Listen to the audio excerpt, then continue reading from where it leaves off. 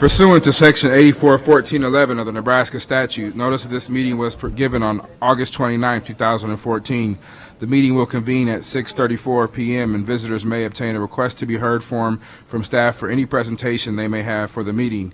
In accordance with the policy, the request to be heard form must be submitted to the secretary within the first 5 minutes of the meeting in order to be heard at this meeting. Agenda items are subject to reordering at the discretion of the board president. Please attend the entire meeting to make sure you are able to hear any discussions.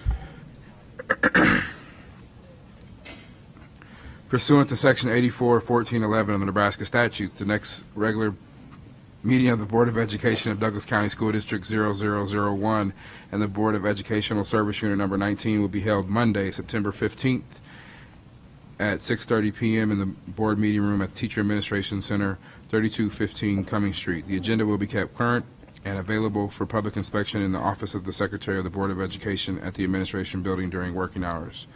Pursuant to Section 84-1412 of the Nebraska statute, the public is hereby informed that a current copy of the Nebraska Open Meetings Act is posted in the board meeting room on the north wall.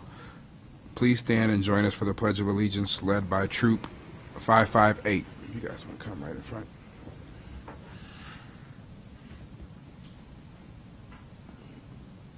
Scouts, salute. Those in uniform, salute. I pledge allegiance to the flag of the United States of America and to the republic for which it stands, one nation, under God, indivisible, with liberty and justice for all.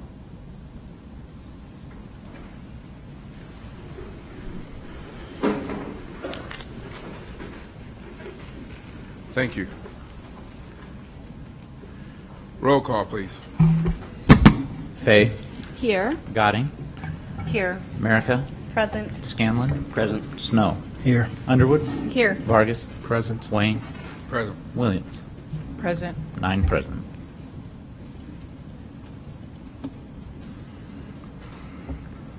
Just a real quick announcement. If anybody left keys in the women's restroom, please see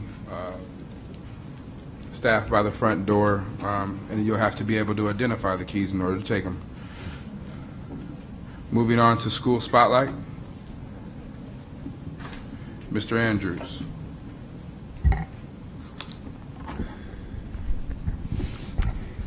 Mr. President, thank you. Superintendent Evans, thank you. Board members, thank you. As you know, the Legion of Valor is the highest award that JROTC cadets can possibly win. And as you'll recall, last year, OPS had one honoree this time. And this year, we're pleased to announce that we have two honorees. Cadet Command staff are here to introduce them to us. Let's hear it for them.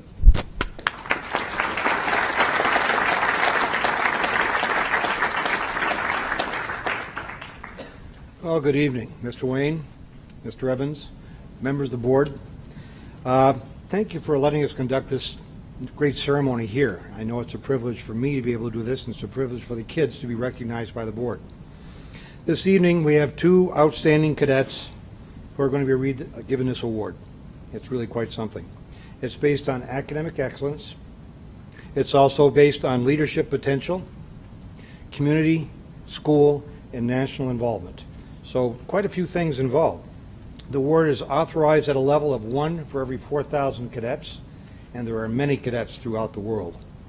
This year, 29 cadets from Army Junior ROTC were selected. Of those 29, our 2 were selected. So overall, we've had 79 OPS cadets who received this award since 1961. That's quite a record. And we can give a hand for that later on. Now on with the ceremony. If I could have my 2 cadets come up here, please. And I'll start introducing, right over here is good. Right over here, thank you. And face that way. Cadet Katie Glessman, her academic achievements. Has an overall weighted grade average of 4.17, ranked number 7 out of a class of 259, member of the National Honor Society. She's currently enrolled in Honors Humanities, Honors Student Government, AP Literature and Composition, AP Accounting, Advanced Accounting, AP Government and Politics, AP Statistics, and AP Biology. By the way, she also does community service and school service besides that. She's been involved in blood drives with the American Red Cross, domestic violence awareness, Sienna Francis clothes drive for the homeless, food drives for local pantries, countless hours of other junior ROTC, other activities. Now, for junior ROTC, she is the cadet battalion commander for 122 cadets at Benson High School. She's a member of the drill team, color guard, saber team, orienteering team, academic bowl team, and the cadet challenge team. What are her plans for the future? She plans on applying for a 4-year Army ROTC scholarship and also a scholarship to attend West Point Military Academy. That's Katie. Now, for Cadet Major Jared Pollock, his achievements. He has an academic average of 4.57, ranked number 62 out of a class of 477, member of the National Honor Society, currently taking Honors Nuclear Science, Honors CAD, AP Literature and Composition, AP Government, AP Calculus. Involved in community and school activities, the Friedel Jewish Academy, Rose Blumpkin Home, Abad House of Nebraska, the blood drives for American Red Cross, same as Katie, countless hours of various activities. For school and junior ROTC, this past summer he attended the Cornhusker Boys State. Quite an honor to do that. Not many kids get to do that. Cadet Battalion Commander of 175 Cadets Plus. He's involved in academic bowl team, color guard team, drill team, orienteering team, and the air rifle marksmanship team. His plans for the future, 4-year Army ROTC scholarship, and he's also applying for the Naval Academy and West Point. So we have 2 cadets for doing that. Now, if I could please have Mr. Wayne, Mr. Evans, Dr. Friesen, Burke ROTC instructors, and correction, wrong order. We'll try it over again. Have the same people come forward except Mrs. Baldwin, and instructors and parents, please step forward to the award. If you step back here, please.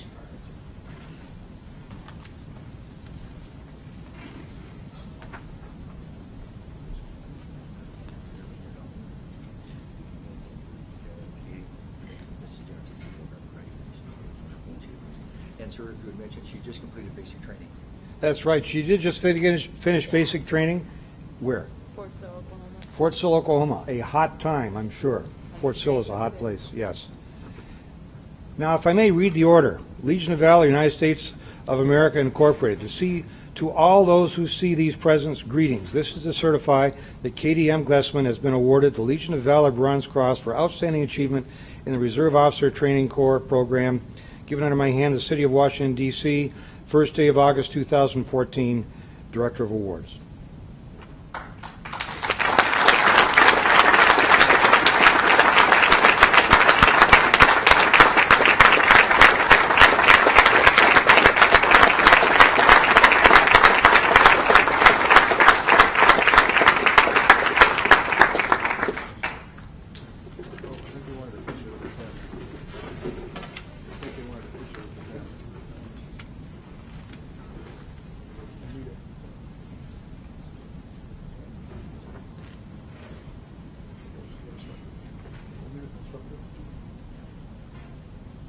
One more. With the instructors.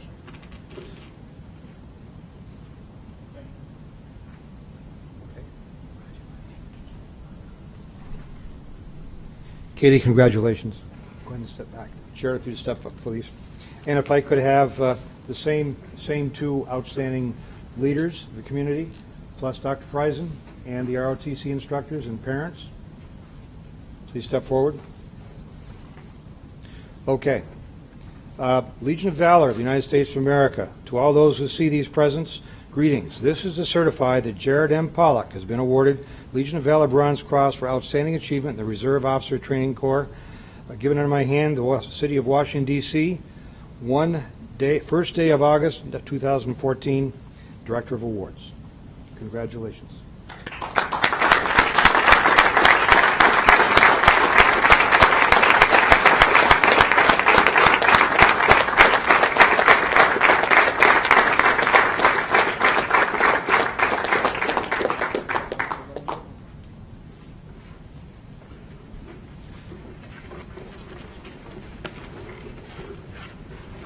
And now if I could have after this picture's taken, we get all the way.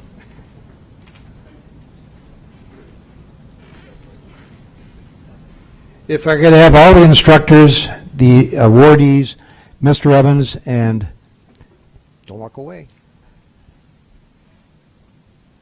Up here in front, please.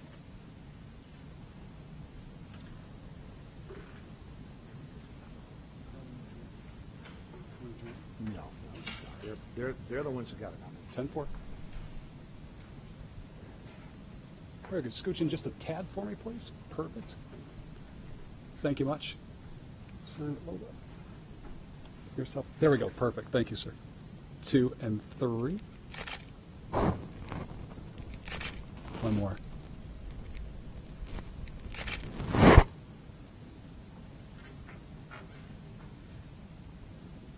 Good. Jim? Thank you very much.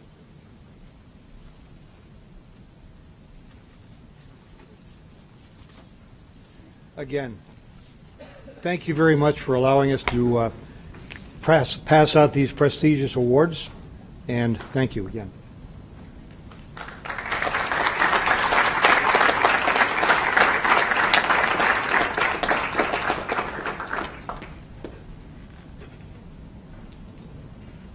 Thank you again. It's a great honor. Every year it seems like we are graced with your presence, and again, thank you for all the hard work and the accomplishments, and thank you for putting Omaha Public Schools on the map nationally and many times globally with these awards, so thank you. Moving on to board member and superintendent's report. Superintendent, Mr. Evans. Thank you, Mr. President. I want to start off by saying we continually have opportunities to talk to community members and others who sometimes aren't happy with, and in fact, our last board meeting, we had a gentleman who wasn't happy with one of our graduates who worked at a restaurant that he felt like hadn't developed some of the skills that he should have developed. But today we saw great examples of young people that have developed skills beyond what most of us as adults ever develop. And so I don't want to miss those opportunities. I also want to mention that, you know, across this district, this is a great article about one of our young men at North High. It was in the Reader. You may have seen this. It came out last week. It's a great article on Calvin Strong, who happens to be one of the greatest running backs in high school history now. right here at North High, and it talks a lot about what his coach, his principal, and his teachers mean in his life in this article. Ladies and gentlemen, we have great young people in this district, and I find it difficult sometimes when individuals don't recognize that, because we see evidence of that every day, and we get that opportunity because we're in our schools. We see the young people, we see the staff. So some of the folks that want to share negativity and some of the folks that want to share with us that an individual didn't help them the right way at a restaurant, they also need to look at some of the other pieces of evidence that demonstrate the quality. I also want to point out another article that shows one of our new teachers that was hired, our first refugee teacher, another great story of a young man from Ethiopia who now is teaching at Bryan High, who talked about his teachers who made a difference in his life. The young man goes back to school, he goes to college, and now he's teaching in our district. That's the kind of young people this district's filled with, and I don't ever want to lose track of that, regardless of what some individuals may share at times. And I know there's always room for improvement. We're going to continue doing that in this district, but I don't want to miss that opportunity to recognize the great people and great students we have. Next, I want to thank Dr. Poole and his staff, because tonight we had a budget process. We didn't have one person here to discuss the hearing of the budget. I really believe open book, and I'll give Vice President Goding some credit on this too, open book, which Dr. Poole and his staff implemented, allowed many of our community members to look at our budget in a very readable fashion. It's on our website, and I want to encourage people to continue using that. And it's just one more example of the advances we're making and have made in just a year's time. And the list goes on, and we could talk about all those things. But that's why we didn't have a person here tonight, I think, Dr. Poole, is because they could look on open book and they could see the budget for the first time ever in a very readable fashion, very user-friendly fashion. So I thank you for that. So I want to end just by saying I've been at over 30 schools in these last 2 weeks, and I continue to see a great start to this school year. And as I start year 2 now and look at the progress we've made, it makes me feel good. And I know we've got some big pieces still on our plate, and some of the items that we're going to be talking about in the next 2 months are really big items leading up to a November 4th ballot election. So lots of work to do, but it's exciting to be a part of progress, and it's easy to work hard when you see the evidence of what happens with that hard work, and we saw some really good evidence tonight. So thank you, Mr. President. Thank you. Next we have board members' communications or reports. Mrs. Goding. I had the opportunity today to stop by Davis, and I want to get this right, so I'm looking here. The Traveling Tuskegee Airmen Museum is there, and all of the students are going through that. It's a great museum that does about a 30-minute audio-video presentation of what it took to become an airman during World War II. And also, on Friday, there will be a World War II P-51 flyover, weather permitting, prior to their first football game. So pretty exciting stuff out of an organization based out of Texas that has this traveling museum that has brought it here to OPS. So thought that was pretty neat. Mrs. Fay.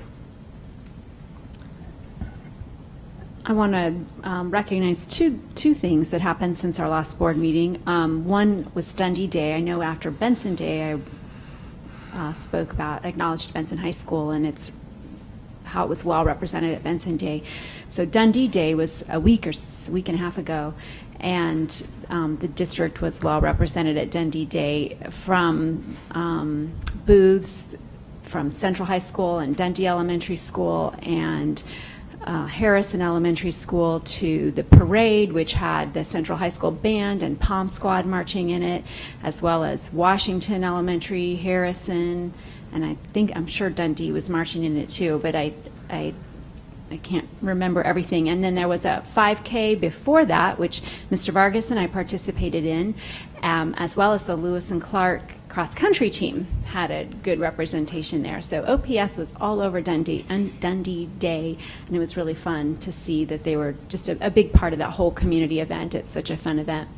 And then I know that lots of groups around the district have participated over the last month in the ALS Ice Bucket Challenge, but I wanted to especially recognize the Central High School band, who in just one day raised $310 so that they could have the opportunity to dump water on the band directors' heads. So I thought that was great. Good job by the band to do that, and good sports by the band directors for letting the students dump ice water on their head for a worthy cause. Any other? Mr. Snow. Thank you, Mr. President. I just wanted to let everyone know that the learning community was featured in August month's Urban Advocate magazine for their early childhood program, and it also featured the North Omaha Learning Center in there. And if anybody wants to take a tour, let us know and we'll give you a tour of the actual facility. I mean, I think they have it 97% almost enclosed now, and they're going to open the doors hopefully in October, but they're going to do a big opening ceremony late September, so look forward to that. Thank you. Thank you. Any other? Ms. America. Thank you, Mr. Rain. I want to use my time tonight because I know everyone here is aware, but to let our public at home know that next week, the 8th through the 12th, is Omaha Education Week. So all of our schools will have open houses and activities going on.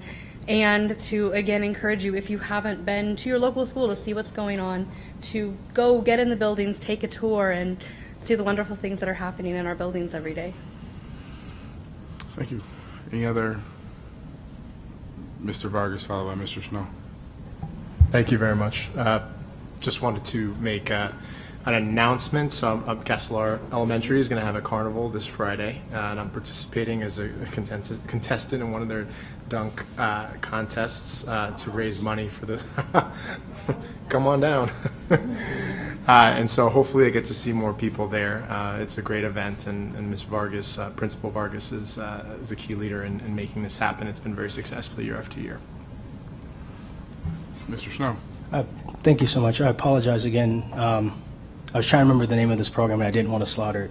But OPS is work-based learning program that happens here at different schools. Last year, the YMCA participated in that. We had 2 kids from South High, actually 3 kids from South High that participated in that. And this year, we have 2 kids from Bryan High participating in that. And they are taking care of the garden at the facility right now, and they're growing pumpkins. And the kids show up every Tuesday and Thursday from 9 to 11:30.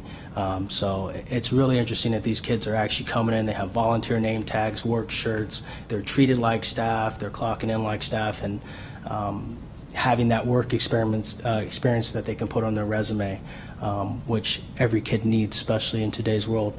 And speaking of that, I mean, I would like to see future what OPS is doing with that Benson project as well, of creating that career school. So thank you so much.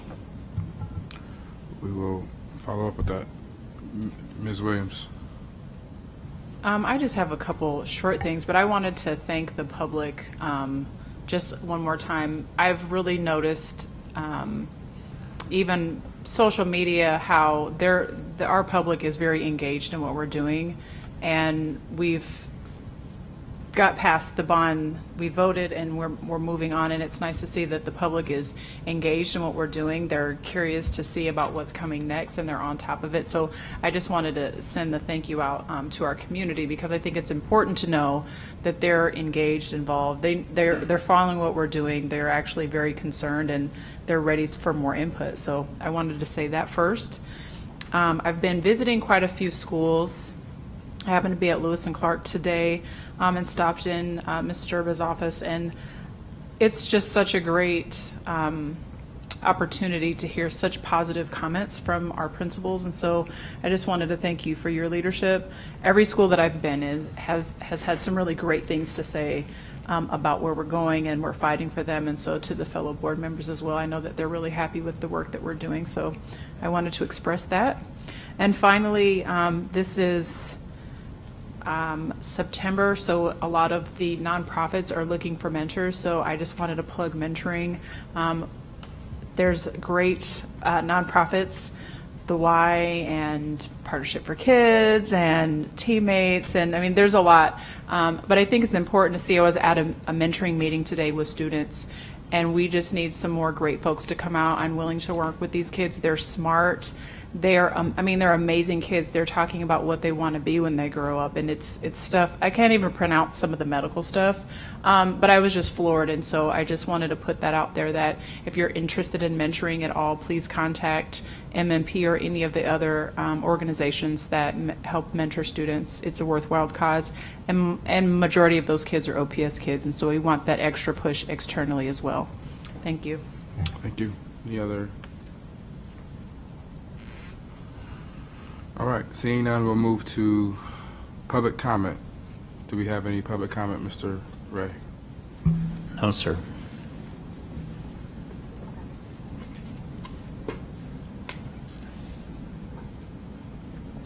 Moving on to consent agenda item, there was a request to move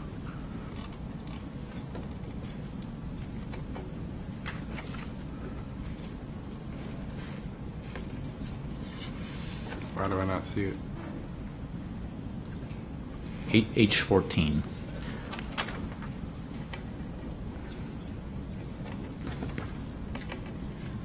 Yeah, but School resource officers.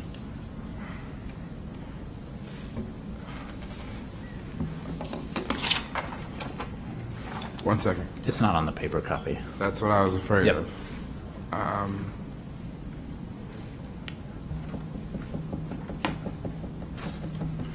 Since it is not on the paper copy that was left out in the public, I will entertain, we can't do anything, so we'll have to just put it back on the next agenda item for next month. No?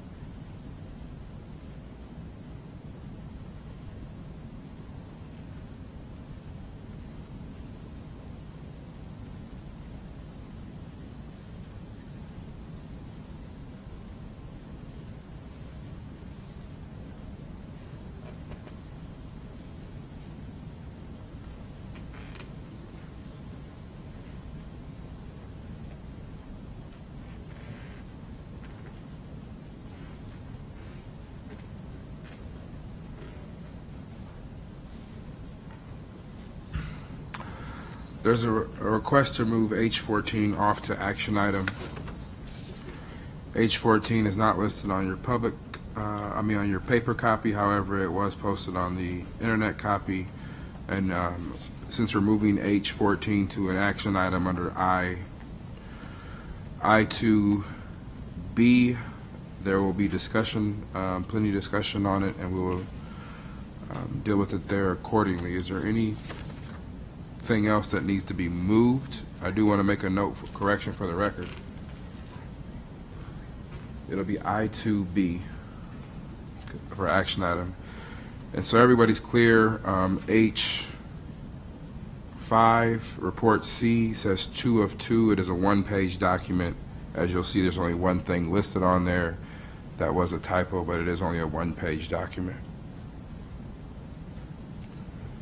With that, I will entertain a motion to approve the consent agenda. So move.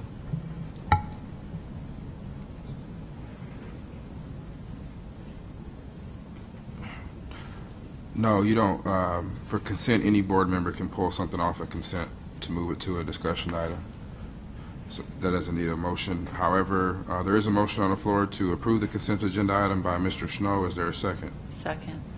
There's a motion by Mr. Snow, second by Ms. Godding to approve the agenda, to approve the consent agenda before us. Ms. America?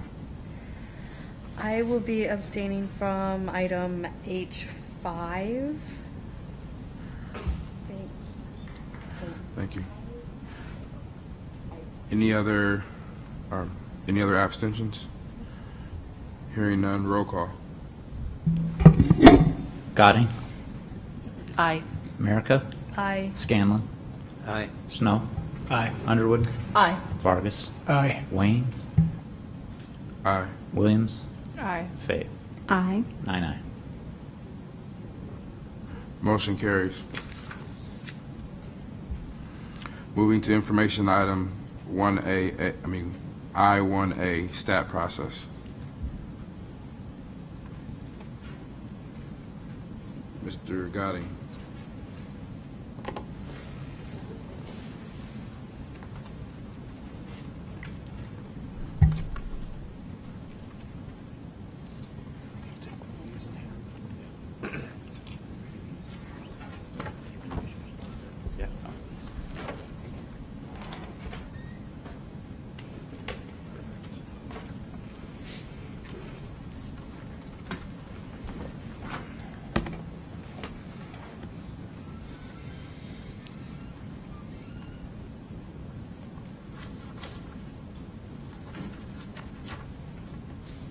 All right.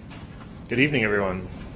I am standing before you to give you an update on the STAT process, which to provide the public with just a brief kind of overview of where we are in this process. We've worked with OPS and to develop a strategic plan that has been in the works for implementation starting this year. It was approved at the end of last year.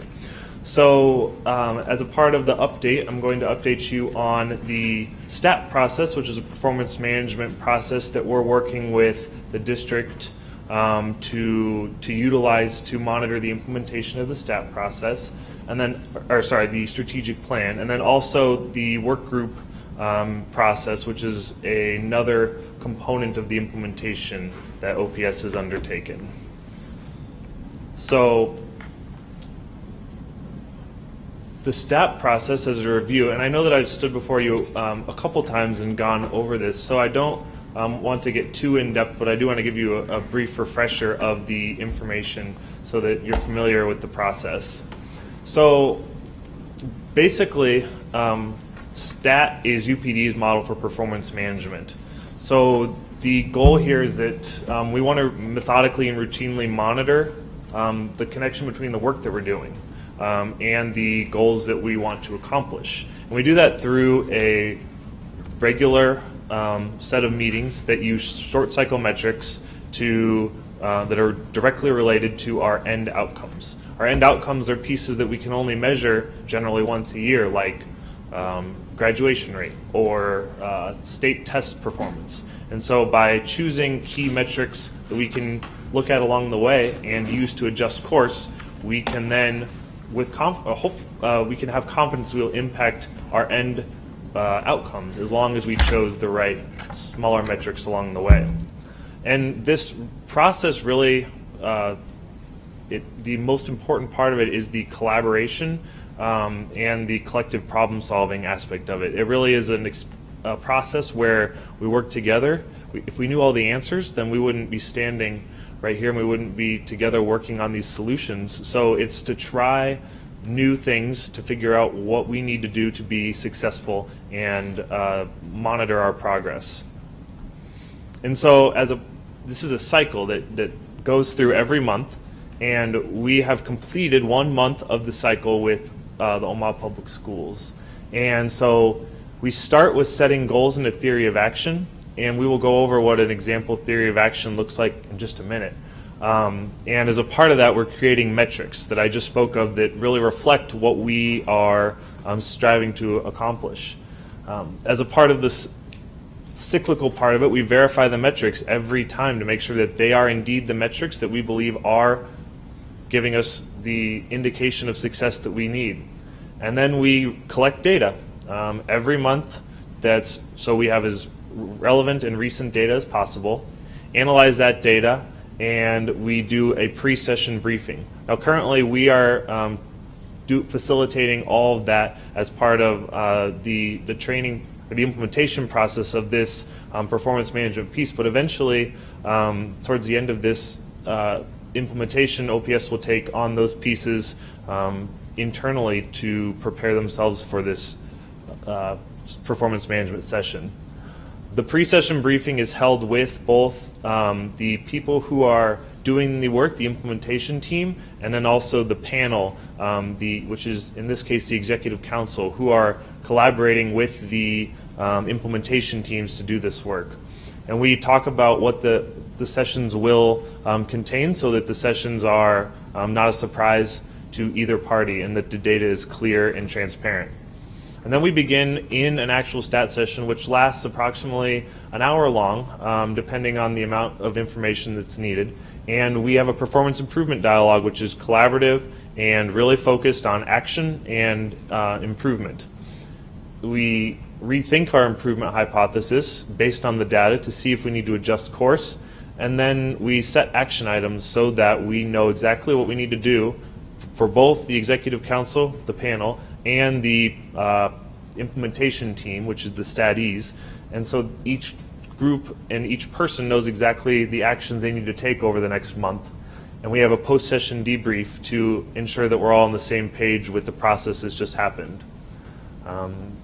Then this blue piece is where the work really happens. It's where we put into effect the actions and changes that we are that we've committed to, and then we remeasure and re-verify the metrics and start the cycle over again. So we just finished the first session with the OPS teams. We worked with two strategies. We worked on a strategy relating to the implementation of a math curriculum, 2.2.2 in the strategic plan. Then we also worked on 2.3.3, which was the implementation and development and training around the academic action plan. So we began the process of district stat with two key strategies that the Executive Council and really believed was going to drive improvement initially with the district. So we are going to increase that to 4 for the next stat session and add 2 additional ones because to OPS's credit, the first 2 sessions that we did with them went fantastic. The conversation was incredibly collaborative. There were wonderful action items that came out of it that were rigorous. People had no problem committing to extra work, and there was conversation from all different departments, and really there was just a really good sense that it was not the Executive Council against the panel, or against the implementation team, the StatEs. It was really a collaborative effort to decide what needs to happen with these 2 strategies to move the district forward. So we will add 2 more to the next set of sessions, which are happening on September 19th, so that we can really continue to drive that progress as a part of that session. So to give a quick overview of the session again, basically the focus has to be those major levers of change impacting the district goals. And generally we stick to 2 to 4 goals, strategies as a part of that.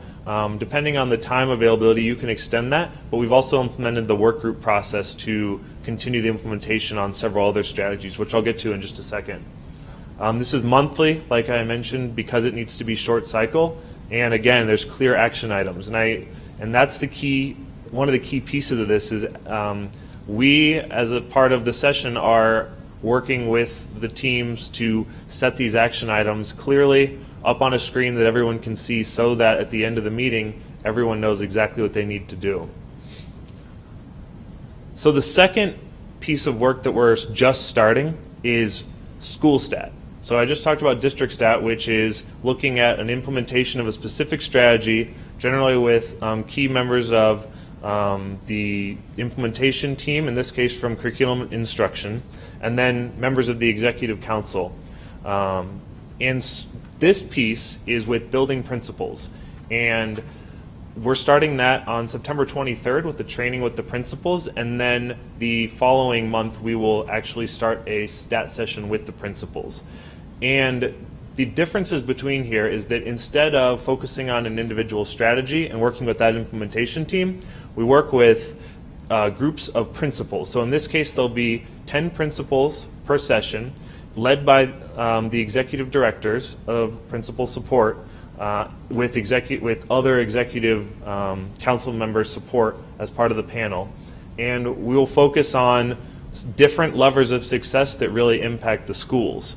Instead of focusing on a specific strategic plan strategy, we're going to focus on other levers that incorporate several of these pieces that really impact the school individually. And so the timing here is every 4.5 weeks or so. So at the conclusion of each grading period, each progress report, each quarter, this will happen so that we have we're on track with a timeline that the schools are used to, and so the data is available on a timeline that makes sense. The real hallmark of this, again, is that collaborative piece. These are principals who get to look at shared data in a way that allows them to discuss best practices and really work together to learn from each other, from their peers, to drive improvement across the district. And so having those smaller groups of 10, so we'll have approximately 8 groups, will allow us to have quite a bit of conversation in these meetings, and we will hopefully see quite a bit of improvement on these metrics that we've set in the strategic plan as our overall outcomes. So, as I mentioned previously, we did 2 stat sessions, and I'm going to preview one of them for you in the interest of time. And this is 2.3.3, which is from Principle 2 in the strategic plan, high expectations, rigorous curriculum, and effective instruction. And Objective 3, implement all components of the academic action plan with fidelity. So Strategy 3 specifically speaks to providing coaching and professional development related to the academic action plan. And so this team put in place an action plan as a part of their work group experience, and then developed out the actual steps that they were going to take to implement this strategy. So as a part of the stat session, the panel, or the executive council members, met with the statees, which is the implementation team of this 2.3.3, to discuss the progress of implementation and how using key metrics that the groups helped set. So as a part of that, we used I'll come back to that, the theory of action, which is on the handout that you have. The colorful sheet on the back is the theory of action that we worked with 2.3.3 implementation team and curriculum instruction to develop. It includes, across the top in the colored boxes, 3 key levers that will, when pulled, will impact the overall goal or strategy of providing effective coaching and professional development related to the academic action plan.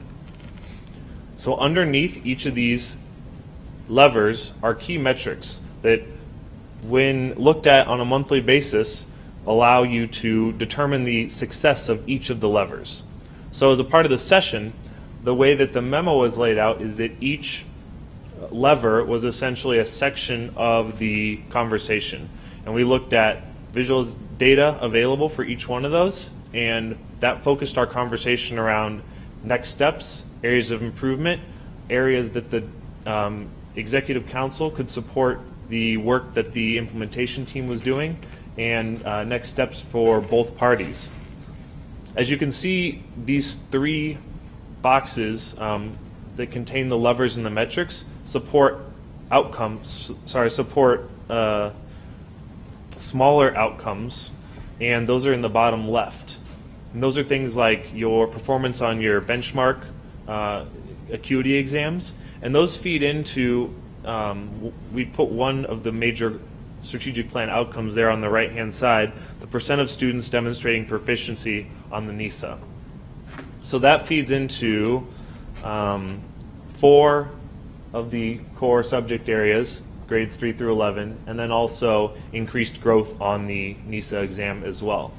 And so as you follow that path of implementing the strategy, pulling these levers and measuring them with the short cycle metrics, we feel that if you follow that path, you should have confidence that you are going to impact this end result of improved performance on the NISA.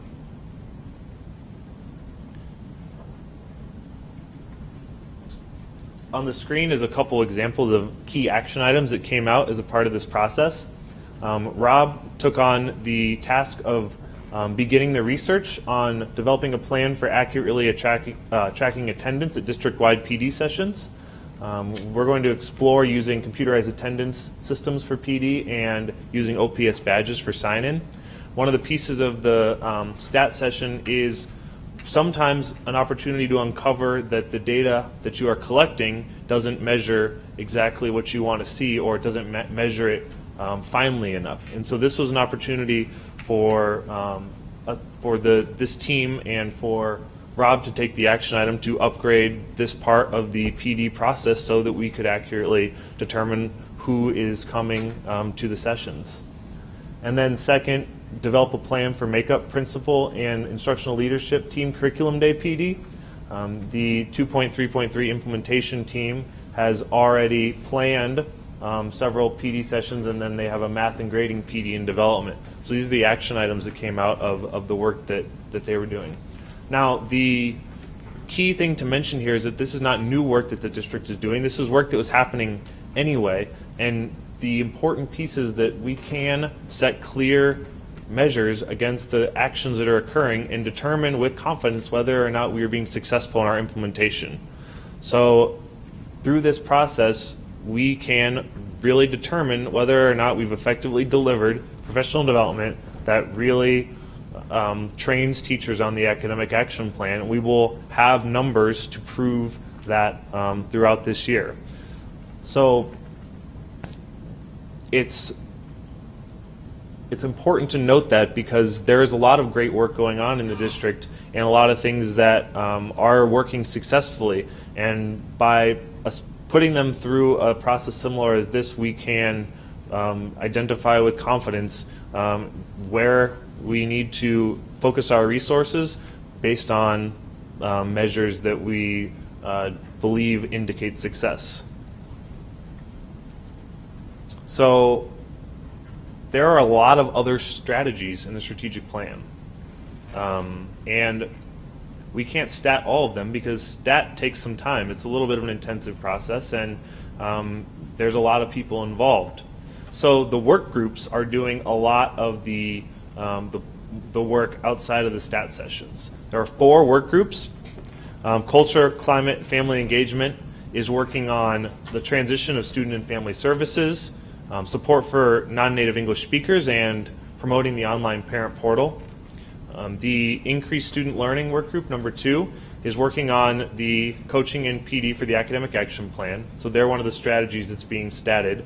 And aligning evaluations with the academic action plan, standards-based grading, varied opportunities for PD, and implementing a graduation plan or an infinite campus. The Work Group 3, Organizational Effectiveness and Efficiency, is working hard on a priority-based budgeting process and technology process, and then also internal and external customer service protocols, along with an internal and external communication plan. And finally, Policy, Strategy, and Partnerships are working on early childhood access for all students and revamping the student assignment plan, along with the Business Roundtable initiative. And so these groups meet once a month formally, and they work together to hold each other accountable and to provide support for the work that's being done in these groups. So they use a tool online called Smartsheet, which allows them, it's a project planning tool, which allows everyone in the group to collaborate together on individual strategies and work on identifying the progress for each of these. We've also put this together as a part of their regular work group check-in, and this is a progress dashboard which gives each work group a quick overhead view of the progress of each of the strategies that are in place with each of the work groups. And so each of the 4 work groups has their own dashboard that they receive before each of their work group meetings to give them a clear picture of where to focus the conversation and their resources. So in this case, we see that there's off-track, at-risk, on-track, and completed items on the graph on the side. And then it also gives you a picture of items that are supposed to start, how many were supposed to end, so that you can follow up with those team leaders, those implementation leads, and identify if things are on track and if they're ending successfully. And I will say that the The work group teams are largely self-sufficient at this time. Excuse me. We worked with the process with them a couple of months ago to train them on doing the implementation and monitoring of the work that's being done there. And so the work group leads are responsible for leading this process. There's a note taker who's responsible for recording action items and ensuring that that list is continually updated at next meetings, and a file structure and collaboration in place through OPS and Smartsheet to allow all the work groups to share information in one place and also have access to the same documents. So the next steps here are we're doing District Stat number 2 on Thursday, September 18th. It's coming up pretty quickly. And then we have work group meetings also on that day. And then Principal Stat Training is on Tuesday, September 23rd. And then we have the OPS Teacher Advisory Committee meeting on September 24th. So a lot's going to be packed into those 2 weeks. And that's all around the strategic plan implementation. As a reminder, the OPS Teacher Advisory Committee meeting is a group of teachers who visit the strategies that are in place, provide targeted feedback on areas of improvement, and also provide suggestions and guidance on next steps for future strategies to implement as well. So, I want to conclude before I take any questions with just really emphasizing how impressed we were with the OPS work over the past few months. The work group leaders and team members, the executive council, the statees have all worked incredibly hard to put this process in motion. And regardless of what we, UPD, worked for, this wouldn't have been possible without all of the hard work and dedication that OPS has put in. And so we're excited to see this process continue because of how well that first session went, how involved and invested everyone is with the process, and just really the great collaborative, positive attitudes and that we've seen so far. So we want to commend everyone here on that, because we hardly facilitated the last session at all. It was largely OPS driven and successful because of that. Mr. Evans. Thank you, Mr. President. Thank you, Nick. I want to say thanks to the staff, too, the ones that are here in the room with us tonight, but also folks that are watching tonight. This is an example of how you keep a strategic plan alive. One of the biggest challenges that districts across the nation face is they do some engagement, they create some outcomes, they create some activities that they want to be a part of a strategic plan, but then they put it on a shelf. This is the activity that keeps it off the shelf and keeps it alive. The panels that he was mentioning on the stat sessions are very intensive, where you look at the whole process of a specific action area. I would encourage and invite the board to attend. I believe the dates were included there. September 18th is our next one. It's an interesting process. It's a process that's used actually in other organizations too. I believe it started with the New York City's police department, if I recall. That's correct. Where they did some stat work there and created these panels that reviewed the action plans to see whether or not they were making progress on the outcomes that were targeted at the end of that strategic plan. So this is what makes the strategic plan alive, real, a living document, and we'll be having more reports at the end. Of course, at the end of the day, we're going to look at outcomes, and that's what all of this leads to. But part of what we're finding out already is there's things we can do to improve these action plans just by reviewing them in depth. So we would be happy to have board members participate and see how that activity works. So again, thanks to UPD and thanks to our community that supported the cost of the consultant group that's leading this work for the next 4 years? 5 years, Nick? How long are you going to work with us on? Oh, this is my last day. This is it? This is your last day? It's too stressful. We really appreciate the community's support that allowed and paid for this extra consulting time. And of course, our goal is that as we're all trained on this, we won't need them in the future. Sorry, Nick. We won't actually need you, hopefully, in 3 years. That's the goal. Because that's our goal, is that we're trained and we understand how to develop high-quality actions that are measurable outcomes that we continually monitor through the year.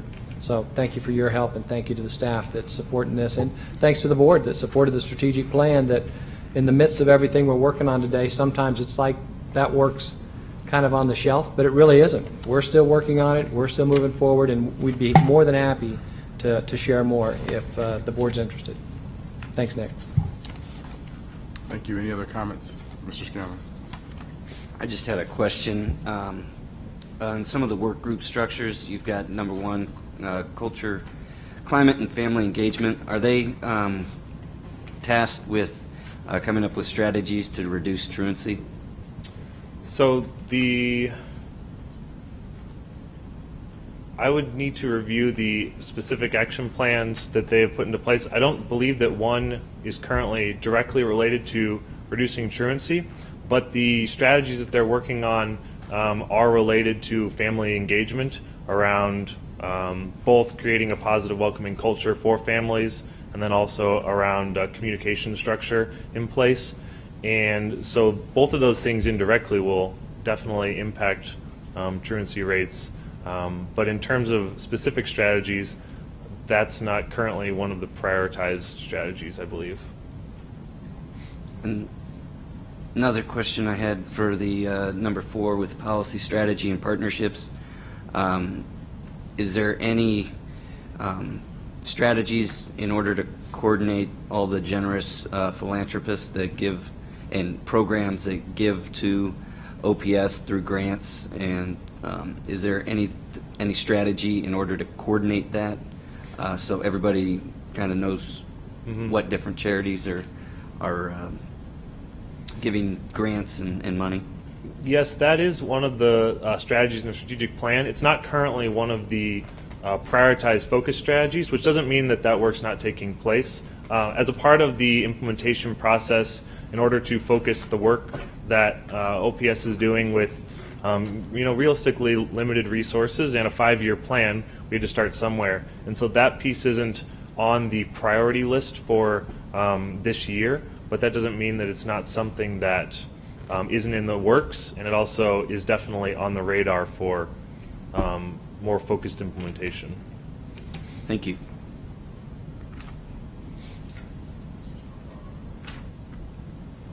Thank you, Mr. President. I just have a couple questions, and thank you for your presentation today. It's reassuring seeing that this board voted on a strategic plan, and now we're actually seeing it in action. I just had a couple questions. I'm not sure, but who are the people that are on these work groups, and how are they selected? And there's another part. Are they cycled through? Is it just this same group that's? So the work groups are made up or selected by the Executive Council, and there's also principals that are on the work groups. The people on the work group were chosen because of their key involvement in specific areas of OPS operations, all of the departments. And then the piece of the work, a lot of the work that happens needs to include people outside of the core work group team. So each work group member, depending on how many strategies are in a work group, they take responsibility for owning a strategy. So even though Ken Spellman is the work group leader for number 4, there are other members of the work group who own implementation of some of those strategies. So then they, outside of the work groups, have an implementation team that they've selected based on the work that they believe needs to be completed. And so that encompasses a wider breadth of people than just those in the work groups. Okay. Thank you. That brought me to another question that I didn't think I was going to bring up. Do we track that just to make sure that if it is successful, how do we expand on that? If their smaller work groups are very successful in tracking data or so strategy or something? So similar to the STAT process where there's lots of short-term metrics, those are a part of the work group strategies, and so they work on tracking those internally as a part of the work group process, and then we also work on tracking the implementation piece. So this is just a very short, small example, but this allows the work group lead and the work group members to see what's on track, what's close to completion, and what's falling behind. So it gives you an opportunity to see where you want to focus your resources and see where things are being successful and when things are being completed, so you can determine when you want to add in more strategies to focus on as a part of the work groups. Okay.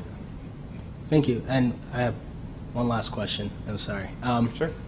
These bullet points, are these in an actual order, or which one is actually prioritized first? For example, work group 1. I mean, is it promotion of online parent portal? Is that the third at the end, or are they doing all these simultaneously? So they're all simultaneous actions. So each work group has between 8 and 14 members or so, and depending on the strategy, each strategy is prioritized, and these aren't all the strategies. For example, number 2 has some 14 different strategies that are being implemented, but each one of those strategies has an accountable lead, and potentially an implementation team is a part of that. And so those are all happening simultaneously, which is why when we meet monthly, or when they meet monthly, we look at these dashboards as a way to have an opportunity to focus our conversation on the areas of most need and the areas that have lots of deliverables coming up, or have lots of things starting in the near future. So that's why the work group process is important as a part of this whole implementation piece. Is the STAT process focuses a lot of attention and resources on some of the key impactful areas, and then the work groups are still doing important work, and so that's monitored as a part of those processes. Okay. Thank you.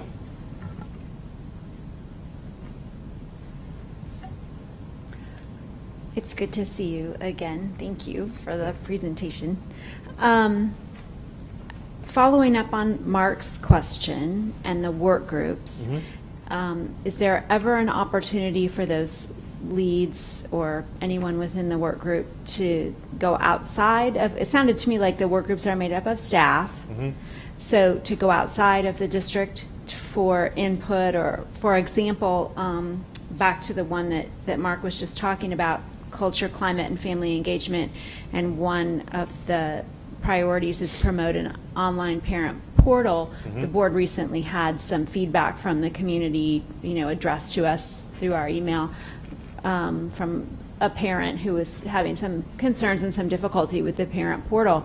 And that seems like that kind of input would be valuable to get from time to time. So I'm wondering if they do that and how they do it, and if they're, it also kind of ties into Mr. Scanlon's question as far as engaging the philanthropic community and the business community. Absolutely. Well, to jump to a different strategy, I'll come back to that one. So I know that Ken Spellman, as a part of implementing the Business Roundtable, has worked with the Chamber of Commerce, for example, to really capitalize on their resources and already in their networks to involve people in this Business Roundtable with Superintendent Evans.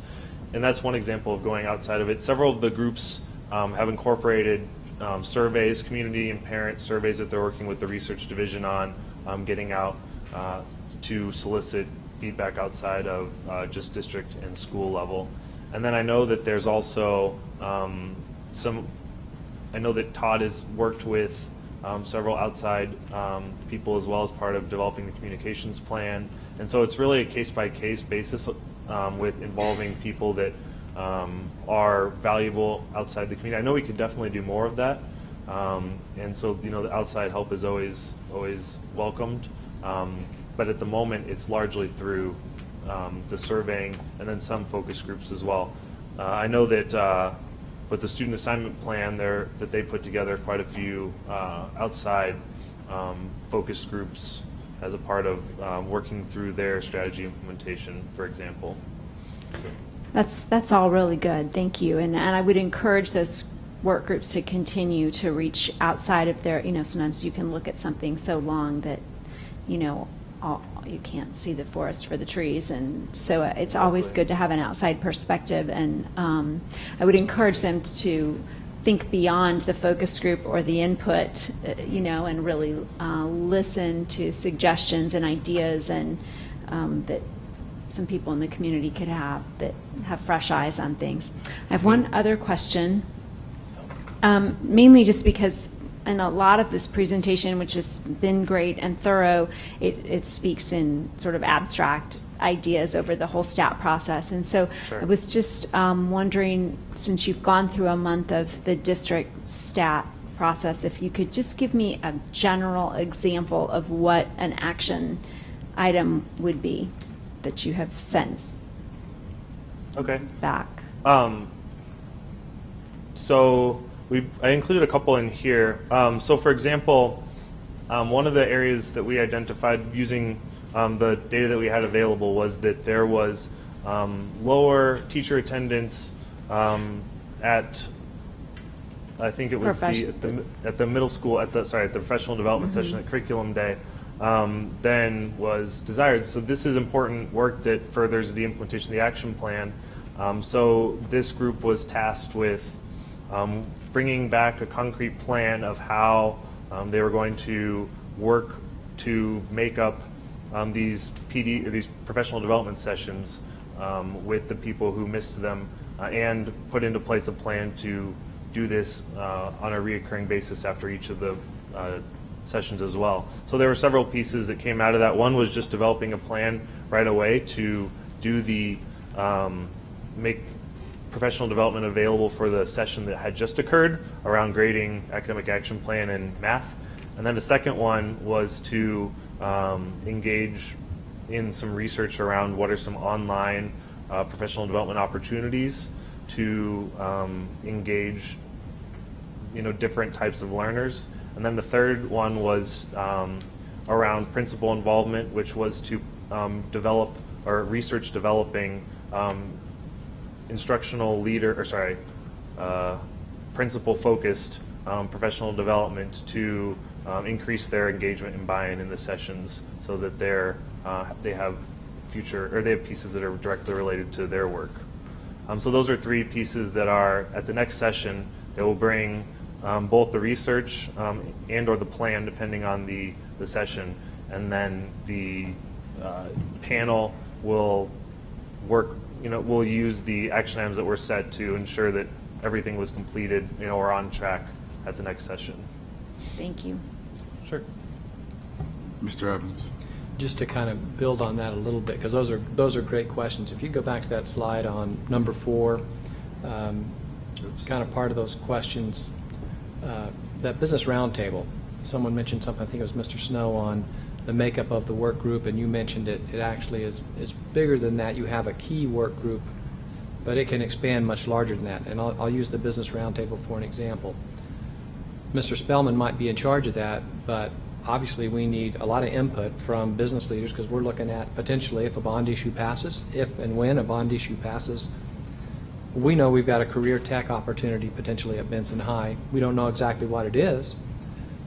That's what that group's task is, and already they're investigating. We sent a group of chamber leaders, business leaders, teachers, administrators to Kansas City to look at CAPS, which is Careers for Advanced Placement, one of the top career and tech ed centers in the United States. It's been replicated in 8 other locations across the U.S. We've sent a team to Grand Island to see what they're doing. So we're collecting data with that team, even though we know right now we don't have all the pieces and parts, because we'll need to come back with that research, re-engage again with board members as well, and say, what's this model look like for Omaha? So now we know what the model looks like in Kansas City, Blue Valley. Now we know what the model looks like in Grand Island. Now we know what the research says.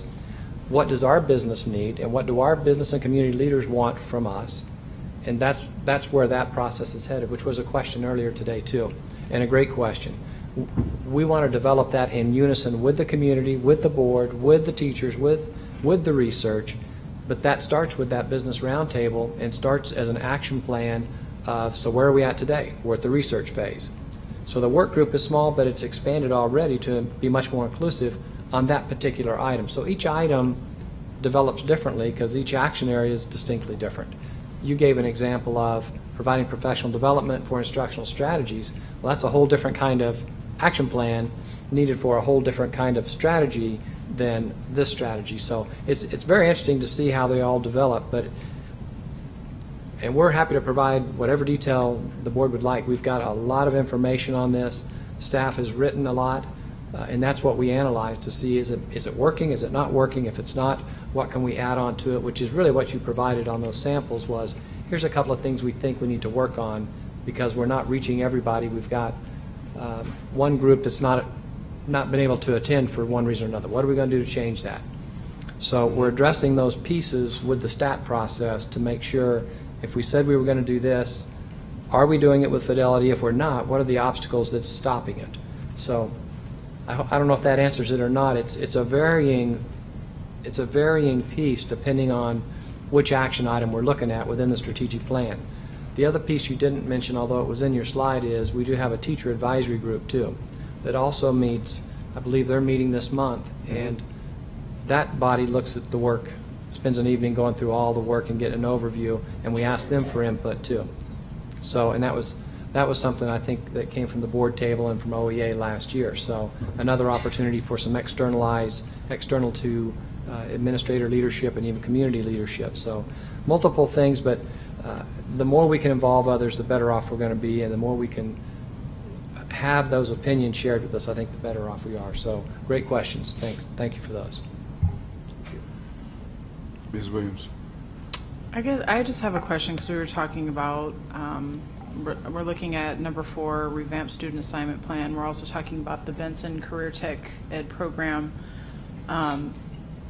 I personally would like to have more information on that. I know when we met with Benson constituents, I guess I felt kind of lost in the sauce, if you will, because there was some staff speaking on some stuff, and it was like, I kind of looked at Marion like, okay, I have no clue what they're talking about.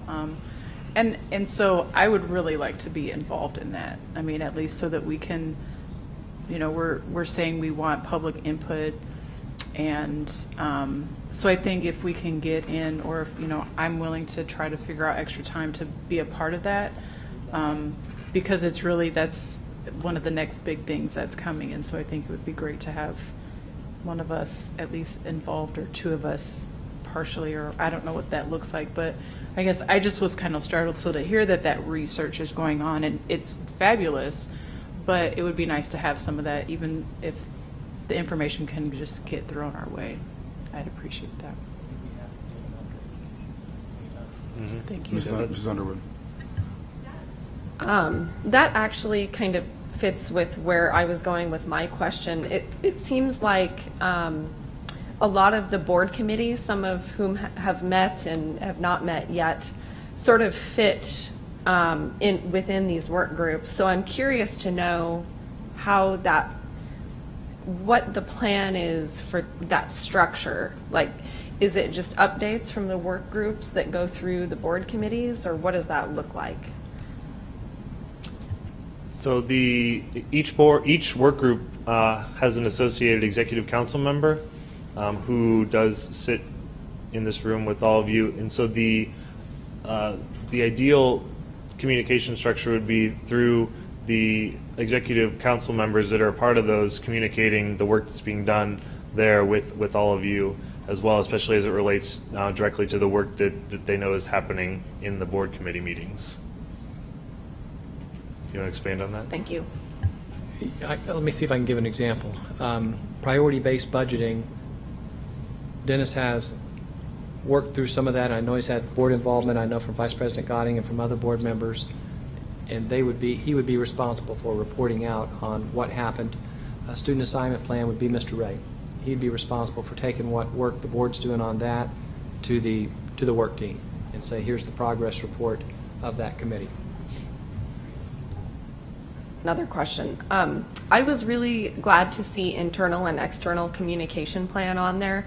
Mrs. Fay actually mentioned, I think it was when we were going through one of the student assignment plan updates, that because we had gone out to the community and utilized different formats of getting the word out about the survey that was online, and we also had provided paper copies, but she had mentioned having just a kind of a formula for that communication plan, so that every time we need to go out and reach out to the community and let them know that there's a survey or whatever it is that's available, it's kind of the same process every time. So I'm just curious, specifically on that point, what the progress is on it, and if there's maybe a time frame. Mm-hmm. So I don't know the exact time frame for implementation on that piece, because I think we are focusing on like 24 strategies right now. But I know that Todd Andrews, as part of the communication department, has been working really hard at developing that plan. So I have seen drafts of that plan. I know that there's parts of it that have been more fully implemented than other parts. I'm not exactly sure if there's a piece to your point about getting out regular surveys, pieces like that, but I think that'd be a great piece to communicate back to that work group as a piece to make sure that we include.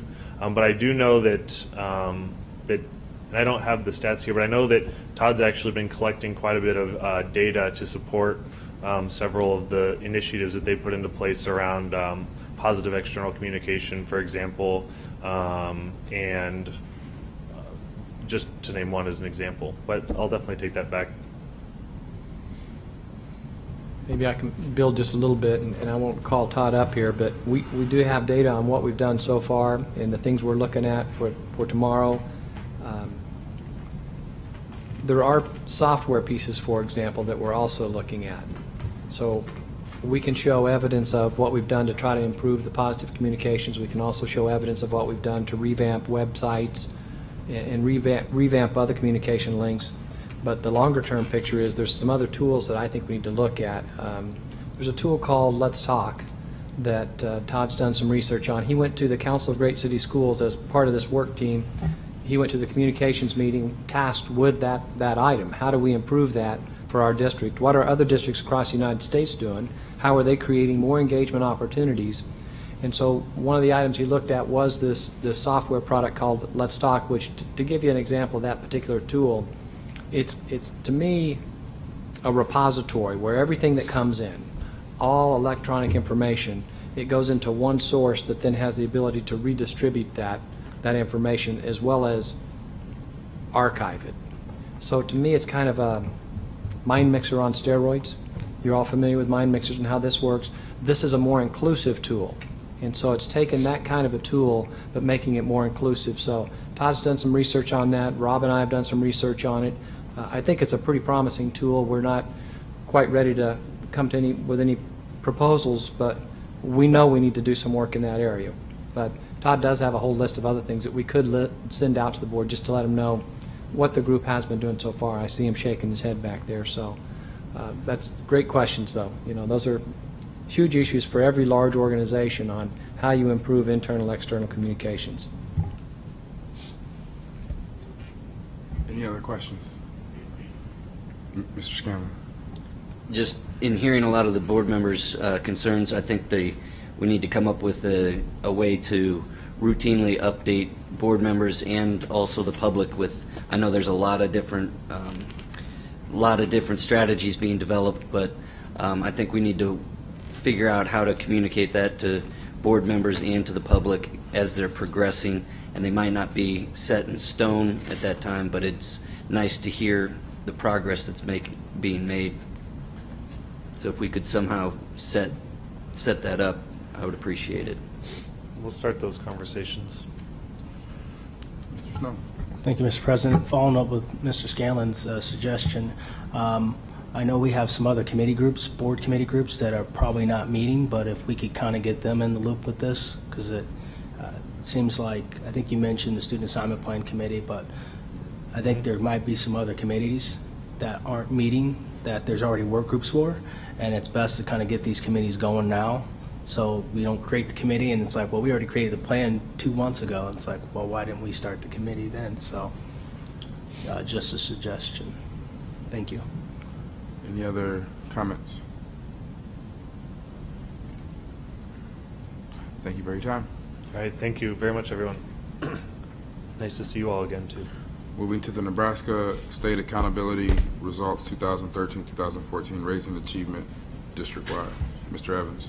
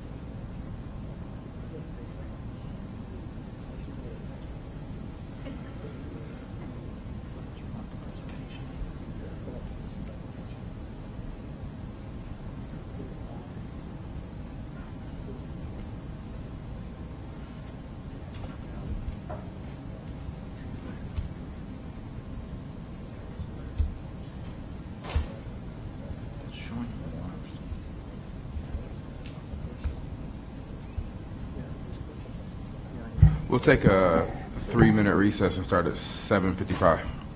Okay, All right. it's up to you. It's ready. But it's up to you.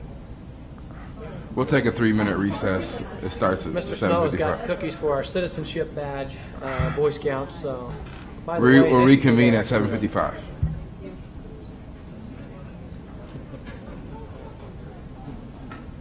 Why it's not showing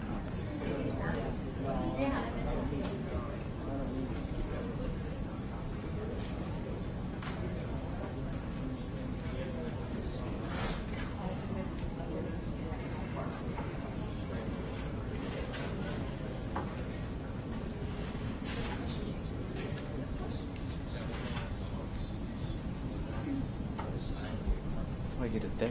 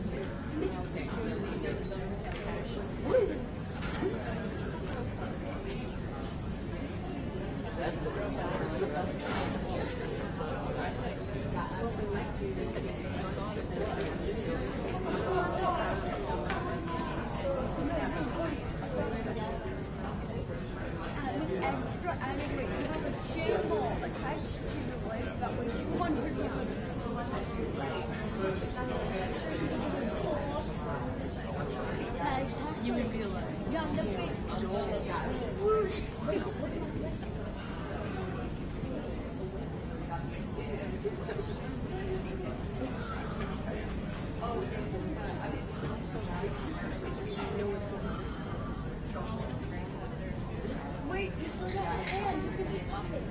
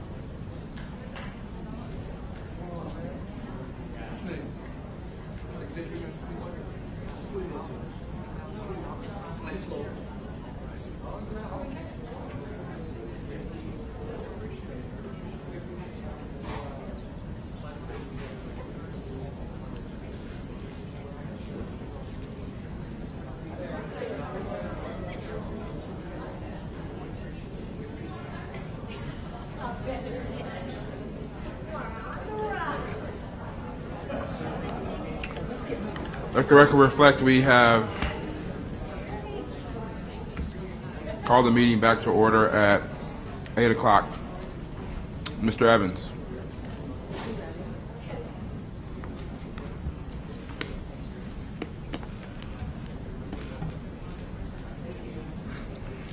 Thank you, Mr. President.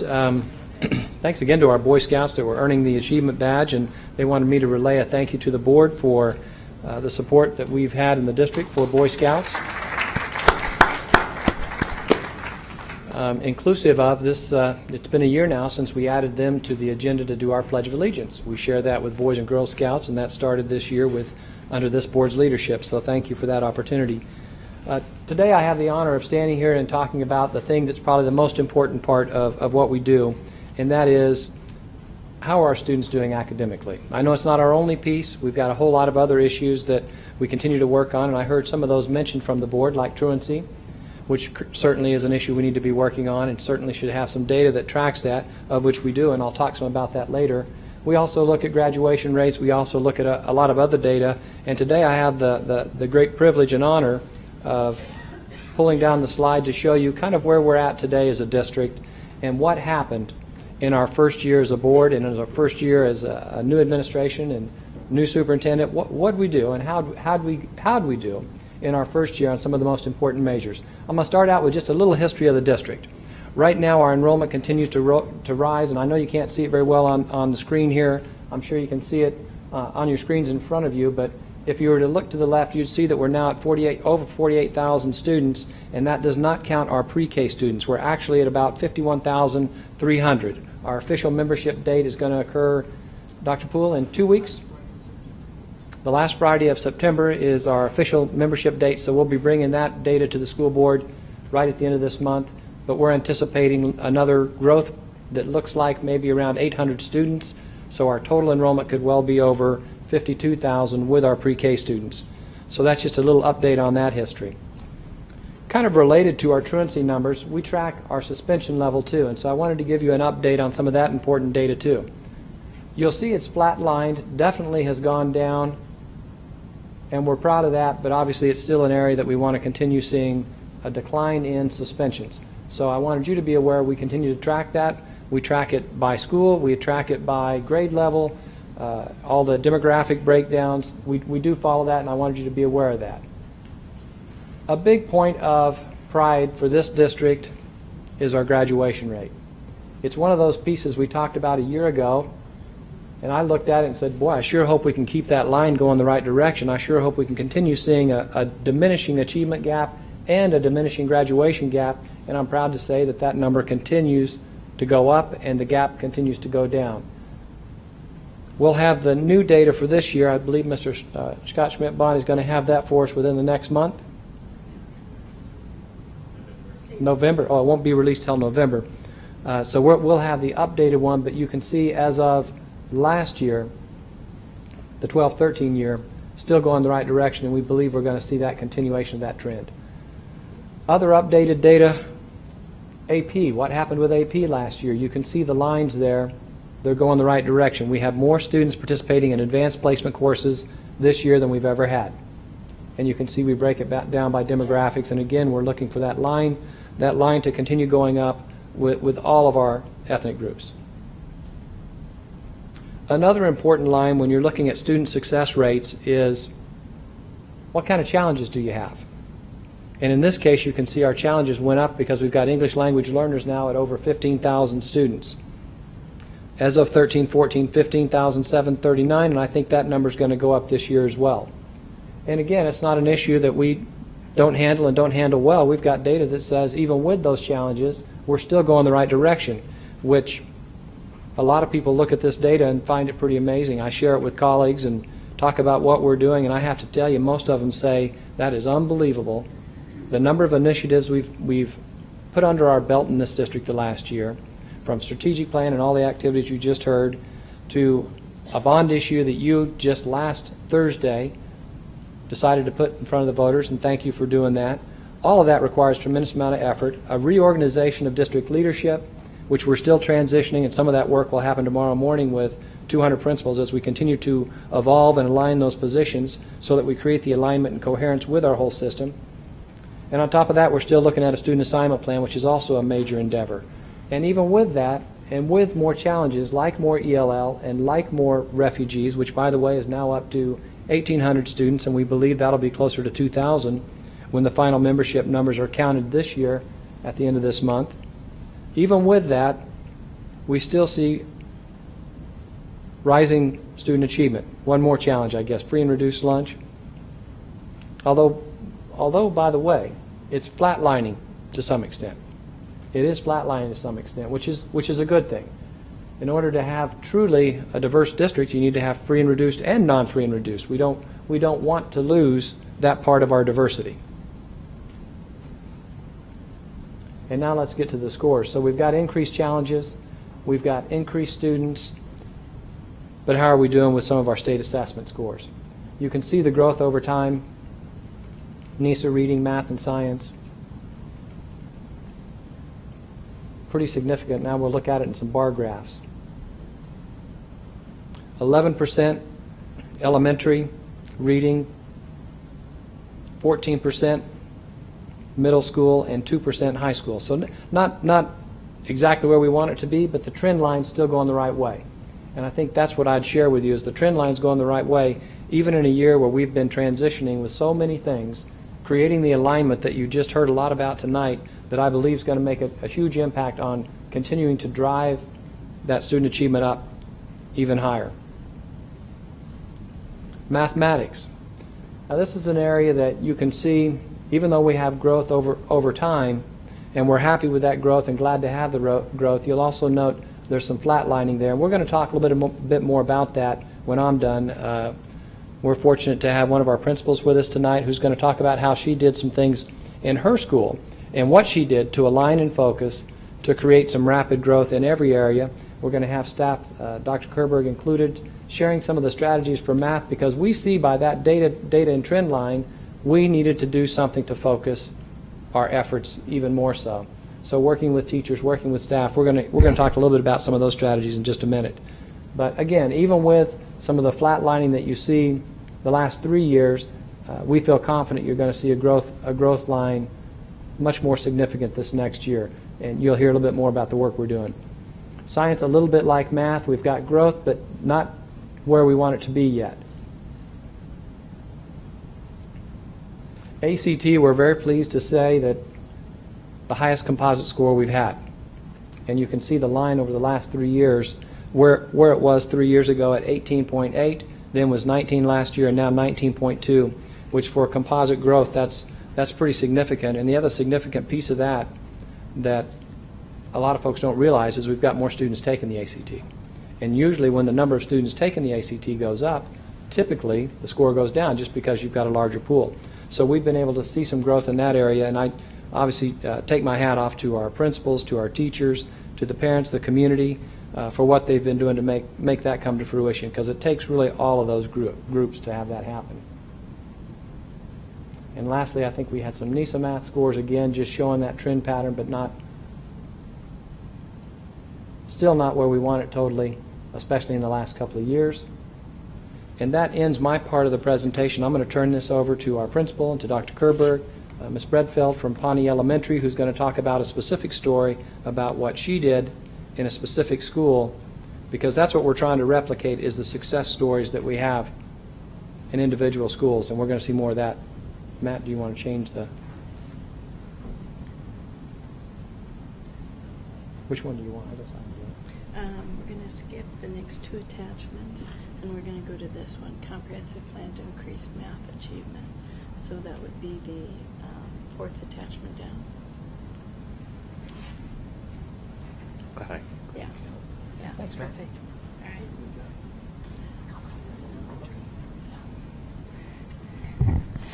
President Wayne, members of the board, several years ago, the last board got a chance to see the academic action plan. So there's two people in the room, Mrs. Fay and Mr. Wayne, that would be familiar with this.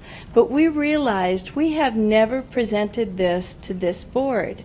So that is why tonight you even have paper copies, which we don't typically do. But since it's the backbone of what we're doing to raise achievement, it's the bookmarker in your handout. When we gave this to the State Department, which we're using for Year 3 corrective action, it is actually a 200-page document. So you are getting the Slim Jim version. You're getting one brochure, a trifold that tells you the key components of what we're doing. So if you look at the front of the brochure, all you have to remember is a solid instructional framework. That's the how of teaching, the gradual release of instruction with literacy and numeracy strategies and consistent procedures and routines. The second part, and that's the entire inside of the brochure, is the OPS instructional framework. The newest section in gold, which is the numeracy strategies we're focused on across the district. And then the second component of our plan is supporting teachers with coaching, going into classrooms, providing descriptive feedback, helping them hone their craft. And then the last part is measuring progress, which is what we do with a tool we currently have called Acuity, which helps us predict where we're going in terms of achievement on the state test. So that's not 200 pages, it's one page, but it's a handy one for you to have. If someone says to a board member, what's your plan to raise achievement? You've got it in your hand. The other thing we're introducing this year is we've provided best instructional practices for every teacher. 4,500 of these handbooks were created, and they're based on the work of colleagues within curriculum instruction assessment over the past several years, presentations we've given, and we've taken the abundance of research of what works in improving student achievement. We've picked the highest yield ones, and we've packaged it into something easy for teachers to use. Now, when we gave this out at Curriculum Day in August, our biggest fear was, would they like it? Would they use it? Well, the good news was Not only did they take them all, none were left on tables or going into circular files on the way out, we have gotten requests for 500 more. Teachers want one on their desk, they want one at home. They want to use it on a regular basis, and so do our principals. And our principals use these two things in tandem, as well as other tools we've provided, such as coaching, training, professional development, school improvement plans, turnkeys, etc., over time to raise student achievement. Because everything we're doing, action plan for academics is 2.33 in the strategic plan. Everything we're doing at the district level, what matters is how it's embedded at the school improvement plan level in the building. And every building embeds this into their school improvement plan. Now, I have to mention the one area we have a laser-like focus on. It's the document that's just been pulled up on the screen behind you. It's the fourth attachment down. We're not happy with mathematics yet. What you saw was achievement over time that was growth in math, and we're pleased that at the elementary level we're at 60% proficient and growing, but I can't and we can't rest when we're at a high school proficiency level of 31%. That is not acceptable. We can't rest when we're at a middle school proficiency level of 40%. We can't rest. So this is a full court press for us. It's a focus. It's the document that's in front of you. On the first page, just to give you an idea of the broad sweeping changes we're making for math, we're increasing instructional time in math at every elementary school. We're looking at and have implemented, thank you to Mrs. Godding and other board members, creative scheduling at secondary schools to double down on math for those classes that need that. That's number 1A and number 2. If I keep going on down to 7A, 7B, proficiency scales have been created and implemented at elementary, rolled out at August Curriculum Day, and reinforced by building leadership will occur over the next several weeks after the principal meetings tomorrow. Some things are future projects. 9A, common math assessments that would be formative. That's not until 15, 16. Some things are immediate. 12, provide station teaching. At secondary, only 25% of all high school classrooms visited by Cross and Joftis had high engagement. What did they label low engagement? Lecture with assignment. So that means out of 4 classrooms visited, they saw 1 that was doing stations, co-teaching, engagement in small group discussion with hands-on manipulatives, projects, assignments, tasks, and activities. I'll just flip to the second page and highlight under 2.3 the implementation of the academic action plan. You see number 1 on the second page, which I will scroll to with the correct mouse. Do I get to control this? No, I think Matt does. Well, on the second page, I'll just flip to this one. If you go to number 1, all of our secondary and elementary principals, 20% of their coaching visits are going to be where? In math classrooms. That's number 1. We have section 5 was added this year. If you look at it, it's the prioritized 8 numeracy strategies. It's labeled mathematics, and that is going to be 2A. And then what are we doing when we're coaching, which is 3B? We're visiting math classrooms. So we've added an entire section so that when principals and others go into math classrooms, they know what they're looking at. Third page, I'll just highlight a couple. We're revising our acuity custom diagnostics. We're implementing and expanding our co-training to support mathematics. And let me add just 2 more examples from the 4th page. We've assigned more math coaches. We've written grants. We have one with UNL. We have one with Sherwood. We have now been able to support more intensive instructional supports in those classrooms that need it most, including 2 of our Title I high schools, South High and Bryan High this year, will be having additional math coaches. Well, I'll quit going through this document, but I hope you're left with a sense that we provide the supports and the buildings implement. And this does not happen with an individual. It's not about me. It's all about A, the teachers, B, the principals, the support staff here, the individuals who put this plan together, our math team, our curriculum supervisors, our director of elementary, secondary, and special ed.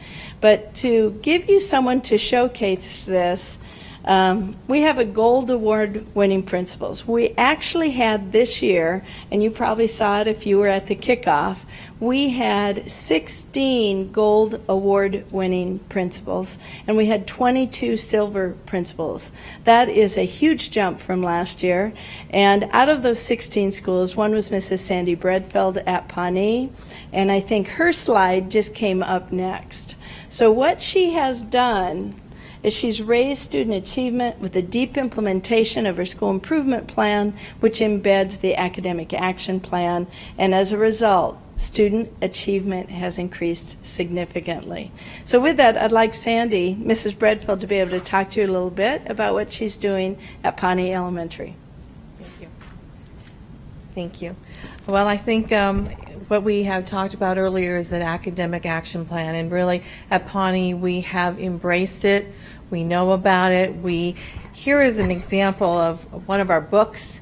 We've tagged it. We look at the instructional best practices, and we look at the impact that it has on students. So we really have applied the action plan with intensity and rigor and fidelity.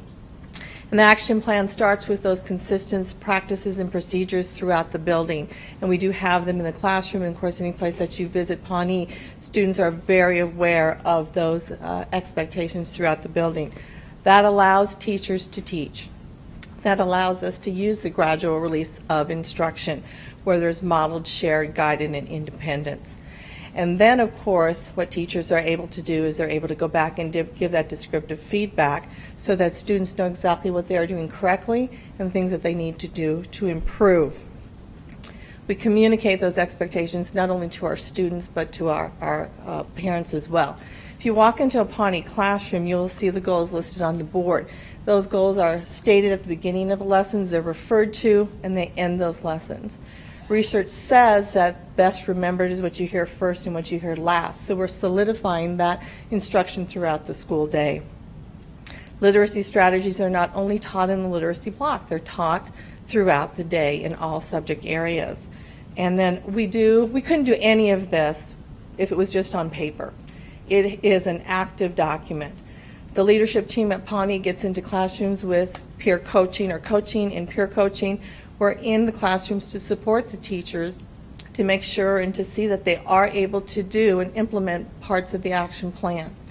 One of the things that we started last year was peer coaching, where staff members were able to identify their strengths. And then if you were a teacher, let's say in a fourth grade classroom, and you knew of a colleague that was strong in math talk or engagement strategies, you could go into their classroom and view that, observe that. Teaching itself can be very isolating, so having the chance to get into other classrooms and view what teachers are doing as experts themselves is very empowering. This year also we've started something called instructional rounds, where we take groups of classroom teachers into classrooms, and the teachers can highlight what they feel are their best instructional best practices. Then we get back, and it's really all about collaboration, getting back together and having those meaningful conversations about what is working, what is the impact that it's having on students. And I look at that graph and I see that it's 3-6, but this is also happening in K2. In fact, we believe that our youngest learners are the ones that really kind of build the foundation. So we have very strong teaching, very strong adherence to the action plan in K2. And our goal has always been at Pawnee to try as much as possible to send those students to grade 3 on grade level in the subject areas, especially in reading. And we're getting better and better at that. A strong staff, as you can imagine. A strong staff, they're a little competitive with each other, but that's a good thing because we have really good conversations, and it's always about how can we improve our instructional best practices and the impact that it will have on our students. Once again, just a compliment to the leadership team and a compliment to the staff. We do use the acuity a lot. We use the data to form the instruction, so this is ongoing constantly. with staff meetings, grade level meetings. We take that information and we see, what do students already know? What have they mastered? What do they need to learn? And that's how teachers form their instruction, by using that ongoing acuity data and other data that we can use to drive the instruction. So that's a big piece of what we do. We go back to basics as far as if you walk into Pawnee at 9:05, instruction is happening. If you walk into Pawnee at 3:50, instruction is happening. So it is bell-to-bell instruction with focus on the student. Students are also very engaged in what they do. Can walk into a classroom and go to any student and say, what are you learning? And they won't simply say, I'm reading. They can tell me the skill and strategy that they're learning that day and why that is helping them to understand what they're being taught. So students are engaged. Parents send their students to Pawnee ready to learn. They are rested, they are fed either with our school program or at home, and they come ready to learn. We also do adhere to the homework policy so that we do try to extend that day at home. So 10 minutes per grade level. So our first graders are being read to or reading for 10 minutes or more a night. Our sixth graders have up to 60 minutes, we're hoping, of homework that they follow through. And that homework is meaningful. So it's not just a piece of paper that's given to do math facts on. It's also things that come from the classroom to extend their day. It could be practicing for a test, getting prepared for a test.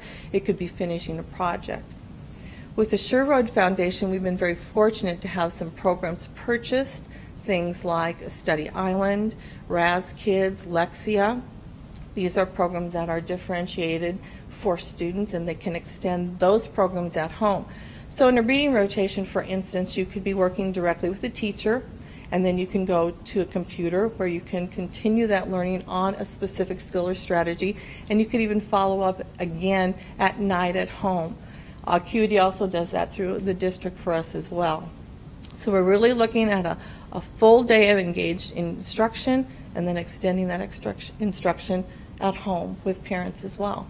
But the key, I believe, to our success is the academic action plan and the intensity that we follow it with and the fidelity and the rigor. Thank you. Any comments, questions? Mr. Scanlon. Congratulations on getting the gold. I just had a question on the science. What did you guys do to, make that jump I know. so drastically in 1 year? Well, as you can see, the previous years we kind of struggled, so collaborated together, really thought about what we need to do for instruction. A lot had to do with going back to previous subjects taught or previous science concepts taught in 3rd and 4th and 5th, and making sure that students had that information, that there weren't holes in that, and then bringing forth that science academic vocabulary was a huge part. But as you can see, concerted effort by the 5th grade team. So we really sat down together and we made a plan for improvement, and it worked. Do you have something in place for the writing? I just noticed you had a slight increase in that, and it was sort of lagging. What causes that? Well, one thing with the writing, the cut score is actually at 62 for the district, and the rubric was changed. Was it 2 years ago? The rubric changed. So Pawnee was up in the high 80s. They changed the rubric, and that did make a change in our scores. So we see steady improvement. But it's funny that you should ask that, because actually just today we were gathered together in a collaborative group, and that is going to be one of our focuses. The district gives wonderful professional development throughout the year, and then they allow each school to have months or several months to look at their needs in their building and then structure their own professional development. So in November is professional development at Pawnee on writing. One of the things that we looked at or talked about today was Lucy Calkins and conferencing. So we're looking as a team at some things that we can do to strengthen that writing, because that is one of our focuses this year. Thank you. Mm-hmm. Any other? Mrs. Fay.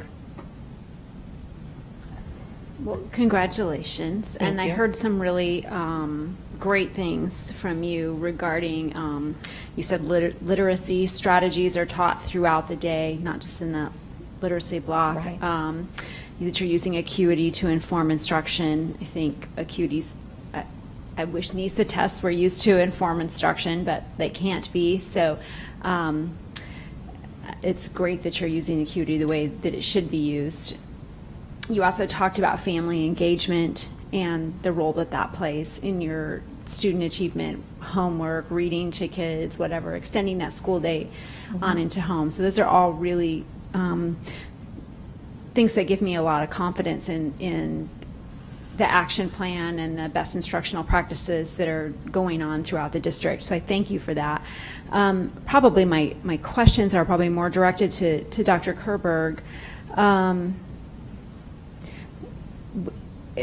If we're increasing, so I have a few. First of all, if we're increasing instructional time at the elementary level for math, we're obviously decreasing something else. And I know that when the article came out in the paper, I think it mentioned science, but our science scores are down.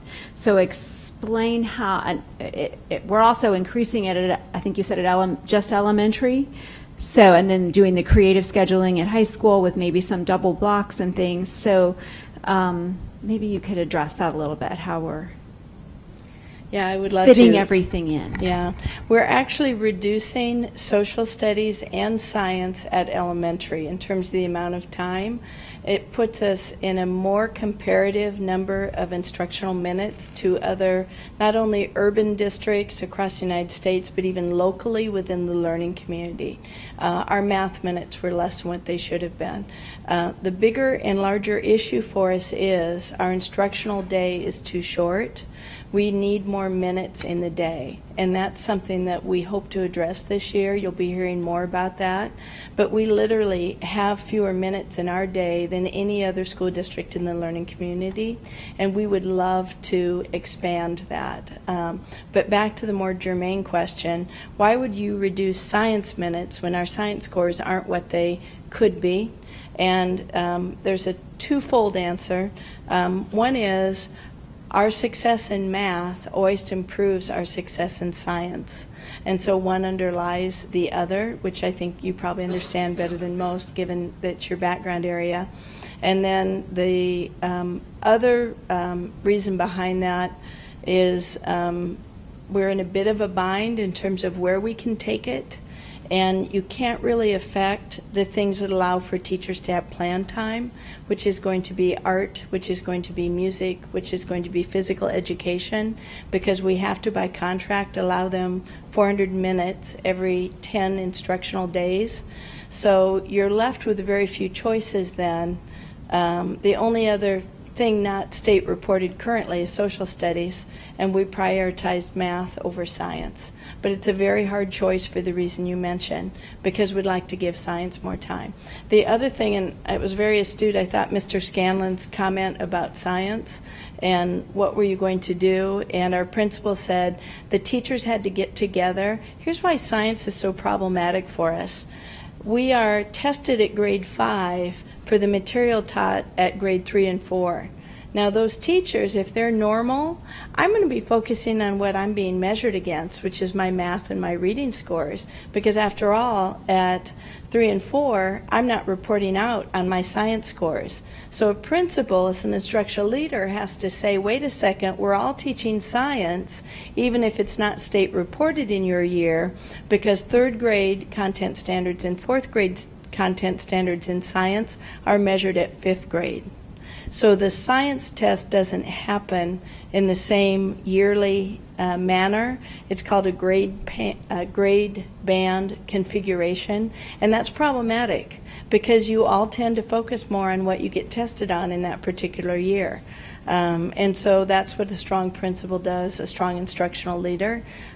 So our solution district-wide was every science teacher has bell work, sponge activities, things they do at the beginning of the lesson, focusing on their content standards so that we're making sure there's good preparation and understanding in addition to the regular science curriculum.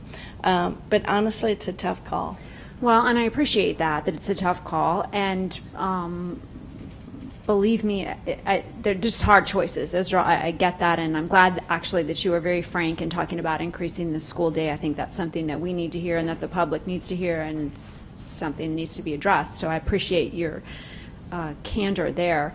I guess the fact, I don't want to overlook the idea that we can use other parts of our day in our curriculum to enforce some of those concepts, math and science and social studies. So even if you're not opening the science or the social studies textbook, you already talked about how you have those literacy strategies throughout the day. We can do that with lots of other subjects, and so there ought to be coordination and collaboration between art and music and physical education to maybe try and reinforce some of those concepts, because those are also best practices, and you have in here kinesthetic learning and manipulatives and all of those things. So I hate to, I know that you've already demonstrated to me that we don't do this, but I don't want to give the public the idea that everything is taught in a vacuum, and that once you close one textbook, you're not reinforcing concepts throughout the day in other areas. So, because it's I'm sorry, go ahead. One thing that we do at Pawnee is we do have a coordination focus sheet that's given to all the specialists. So every teacher, what they do is they put down the content standards or those special focuses for the month. All the specialists get that, and they do focus or try to connect across the curricular. That's great. So everyone's on the same page, and to some extent with everything that's happening across the week, the day, the week, right, and the and month. that's exactly how it should be, because what you don't want is the idea that we're doing more of the same. We're just, whatever it was that was sort of stalling us out at math, we're just going to do twice as much of it, so that we need to be see it in different there's places. different children learn different ways, and we need to be, and you've got that outlined in the gray sheet, all of these different things that are happening, but it's just sometimes it comes across as, we're just going to do twice as much of whatever it was that was flatlining. So I have one more question about math, and Dr. Kerberg, you and I have talked about this before, but I'd like you to address it because it's been a while. I know that with my own children's experience, some who've been above grade level in math and some who've been right at district grade level as they've gone through the OPS math, that those that were right along, moving along at grade level in math were not necessarily, hadn't been reached some of the content areas that were being tested, whether it was NISA math or the ACT, just because you're junior when you take the ACT, and if you're on grade level in OPS, there are concepts on the ACT and probably on the NISA test as well that you haven't been taught yet. And so what are we doing to try and make what grade level to push that up? I saw things in there, differentiated things for gifted learners, but it seems to me that we need to be teaching algebra not on grade level at 9th grade, but on grade, algebra 7th grade should be, if we're going to be where we need to be when kids are taking these 11th grade tests. Yeah. Mrs. Fay is right, and there's two challenges and then there's multiple solutions. But our biggest challenge is, and I'm just going to compare us to what you see internationally, is we're teaching way too much content in the United States, which doesn't give us the time to teach it as deeply. And I'm going, much touted, have you ever heard of Singapore math? It gets a lot of kudos across. Well, I'll just use 5th grade Singapore math. They teach 15 concepts deeply. Nebraska state content standards at 5th grade have over 40 math content standards, and Singapore has 15. So that's a problem, is the quantity. I always feel like the Platte River is the best example of what has happened in the United States with content standards. So deeper is better, because then you can do more rigor with it more deeply. But what are some of our solutions? We mentioned it in passing, but it directly answers. It's the adjustment of our diagnostic assessments at different grade levels in mathematics, so that they're getting the content in whatever math course they're taking to prepare them for the NISA at the time at which they take that. And that's been a recent adjustment that's been done over the last several years.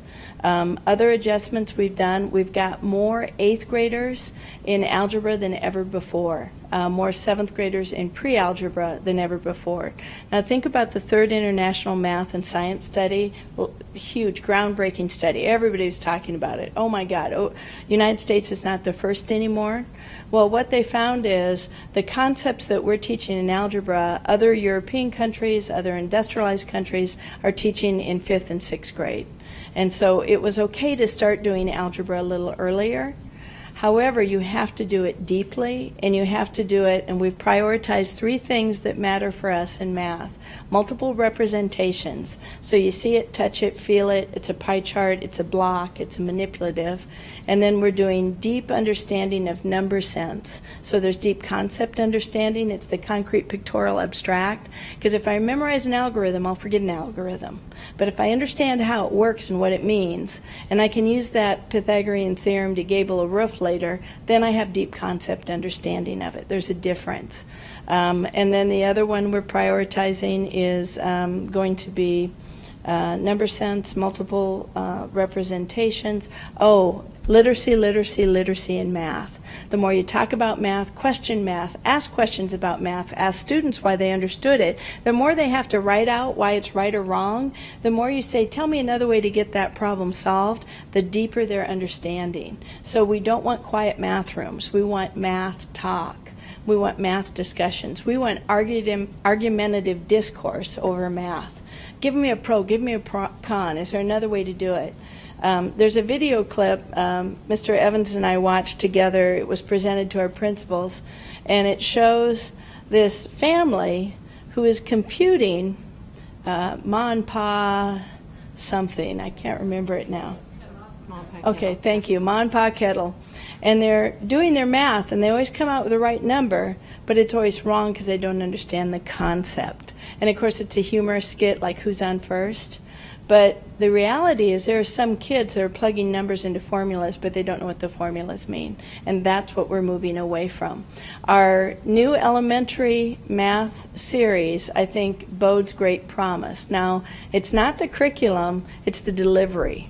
I can't say that enough. Our national consultant we brought in, Steve Leinwand, says this all the time.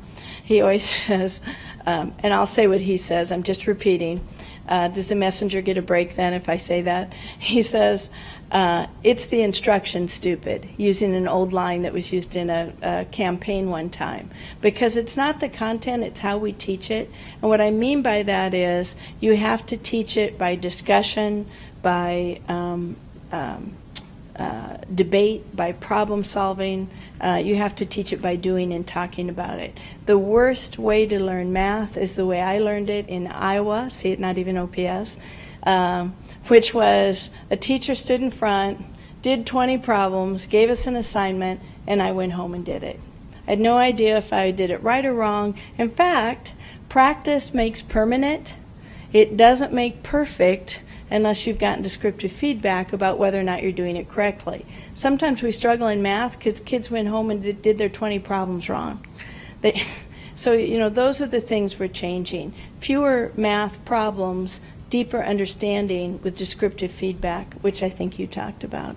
Yeah, so I probably went too long, but thank you. Mrs. Godding, followed by Ms. Williams. White, I was going to make a couple comments, and one of them was related to the Go Math series. And just what I clearly heard you speak about, Pawnee, I had the opportunity to sit down with a couple of high-quality teachers who started last year using Go Math and said, wow, this is really hard. And it is a much harder math class to teach. But by the time, we got to the end of the year, I said, how's it going? And they said, oh, wow, this is amazing, the ability to teach concepts deeply. And so what I really appreciated, what you mentioned about Pawnee, was the fact that you're really focusing on that K2 area as well.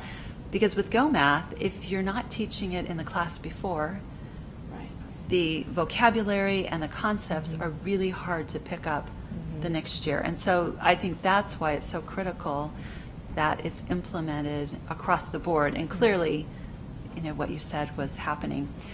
The other thing I wanted to touch on, and Dr. Kerberg knows because we've probably talked about this for, I think, 5 years,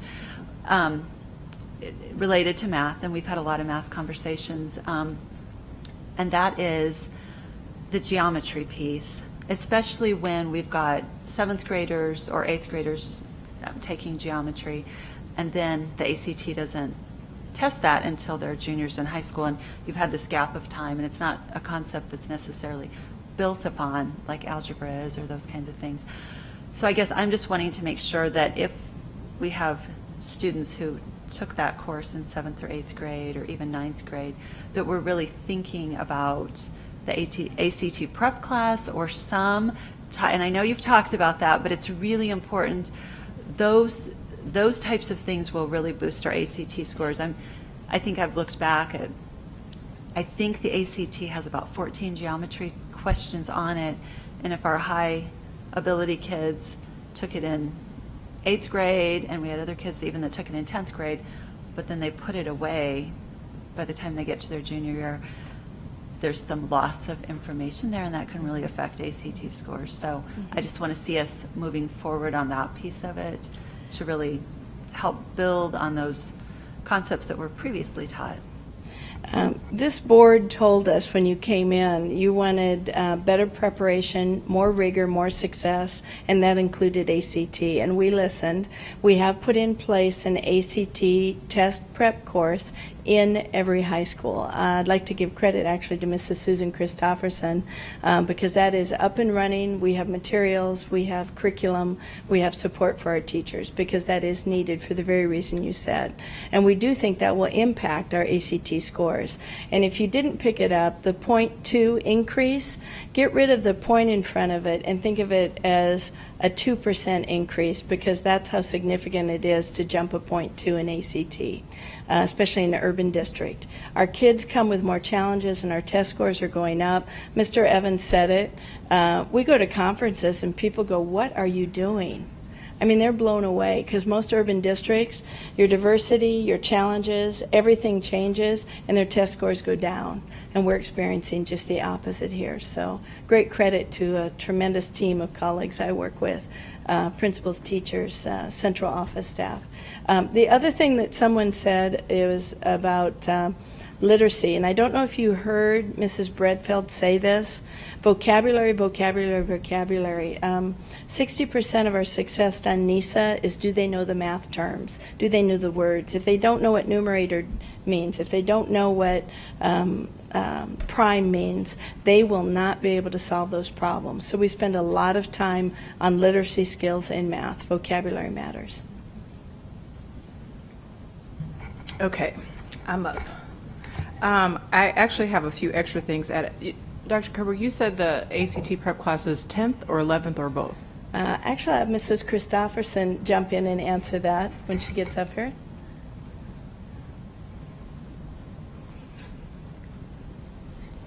Thank you for asking. What we did this summer is we actually last spring, after the charge was put in front of us to talk about the ACT, we collaborated with the counseling department with Nancy Bond, and we brought in teachers who actually are teaching the course. And what we've tried to do is we actually offered it in the summer for the very first time at all 7 of our high schools during the summer. And it was a 2-week session. It was an audited class, didn't count one way or the other for them, but an opportunity for them to really explore, get to know a little bit more about the ACT in preparation for that June ACT course.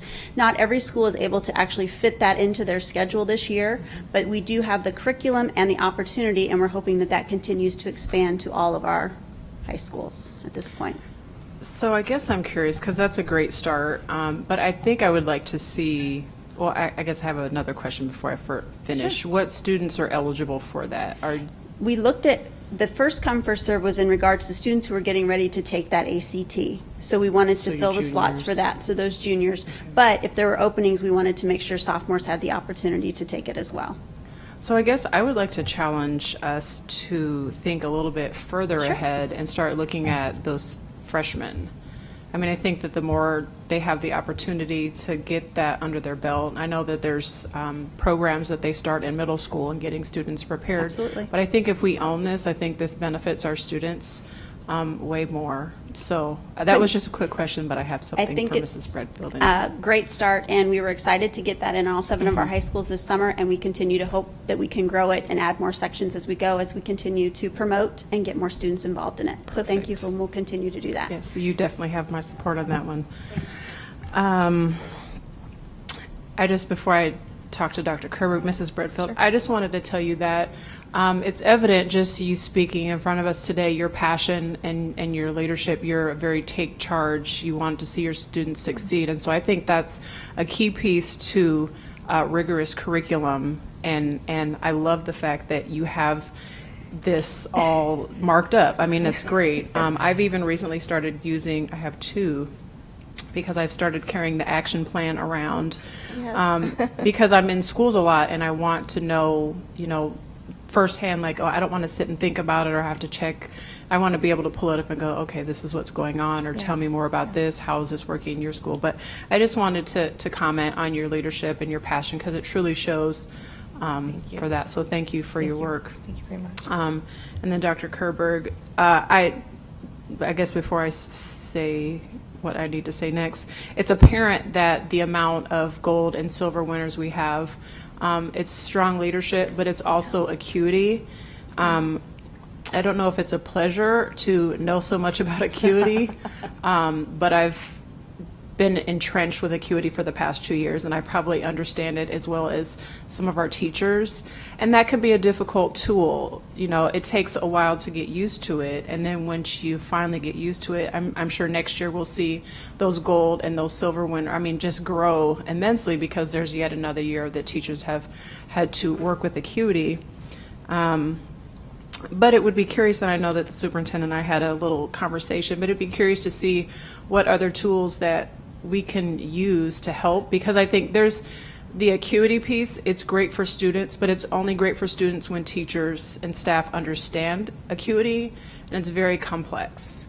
And in 2 years, I've been to trainings, and Melissa has come out and taught us, and I've been here at TAC with teachers, and it's like, okay. And if you're a new teacher just trying to get grasp of handling a classroom and all of the other specifics, so it would be nice to see what we can utilize that is utilizing teacher time in the best light to teach students. Because I applaud what acuity is doing, but it is rather challenging. And there's some standout schools that have mastered it, and as a school they've kind of buckled up together, and Pawnee is one of those schools. But there's some schools that they don't quite have that, and I think that's the challenge looking at scores. That's where some of that flow through that we need to catch, and so figuring out how do we best serve students, and how do we best, what tool is best for them, and for teachers to be able to learn it and teach the instruction and prepare them for that. So thank you for your work with acuity, and I'll look forward to seeing what else is out there on the front. Mrs. Williams is right. Acuity is a wonderful tool, but our teachers' feedback is it's many clicks through acuity. It's a complicated tool. And so we have embarked at looking at other tools, so I'm really glad you asked. We'll be piloting second semester an informational resource tool. In other words, it'll give you the tutorials, the practice sessions in almost like a game video format, fun for kids, Pirates of the Caribbean games that teach math, things like that, called ClassWorks. It is connected and partnered with NWEA MAP, which is our new NRT. So together, you'd have a single sign-on, and it would allow you to do your NRT, your predictive NISA, assign automatically, which at least one of you understand, that's huge. The instructional resources would be auto-filled back out to the kids, and it would still be adaptable above, below, or at grade level, depending upon students' learning level. And then, of course, it would be predictive for NISA. So it would give us tiered intervention supports. We're very excited about this tool, and then our acuity contract ends this year, which is why we're looking at other options for the future. And we think simple, we think intuitive for teachers, and we think excellent data with a track record, and this company has that. We've looked at other companies as well, but this one is right now the company that we'll be piloting. And I will add that we have a benefactor wanting to sponsor this as well, which makes it even more attractive. So the future looks bright for us with our diagnostic assessment tools. Well, thank you for that, and please keep us updated. I know that's important for me, at least, to know when talking and working with teachers on a daily basis. That's the number one thing. It's the time. It's very time consuming. So, thank you. Just related to that, I think they're looking at 8 schools or 10 schools to pilot, so we should bring that back to the board. 1, the schools that are involved in the pilot, and then 2, what the teachers say about how that tool meets the needs. Because obviously we're looking for something that's more easily usable, and if it can replace some of the other tools, I know you mentioned RAS Kids and some other tools you're using, we think we could lump some of those tools into classwork. So that's what we're piloting, and we'll bring that back to the board before there's any big adoption of it. And as Renee said, there is a benefactor that we think we're going to get sponsorship that will pay for a large part of the cost of this assessment tool and the related instructional tools that go with it. So we'll bring that back to the board with the pilot information. Excellent. Mrs. Williams. Ms. Williams. Ms. for the record. I guess I have a side question. Maybe this is a conversation that we can have later, because I know that we support Acuity. Well, P4K supports Acuity, and I know that there's other outside organizations that work with students that are supporting some of those. And so I guess just to keep in mind of those extra resources, student resources, to make sure that they also have that information, because I know for me, working so closely with elementary, it's going to change what we do in working with students. And so I think it would be great to kind of see, maybe have some input on that end. So just, again, maybe that's a conversation we need to have, but I think it's very important for the public to understand that piece as well. So thank you. Yeah, will do. Any other comments, concerns, questions? Mr. Evans. Thank you, Mr. President. Sandy, could you share with us your demographics and your demographic trend chart over the last 5 years?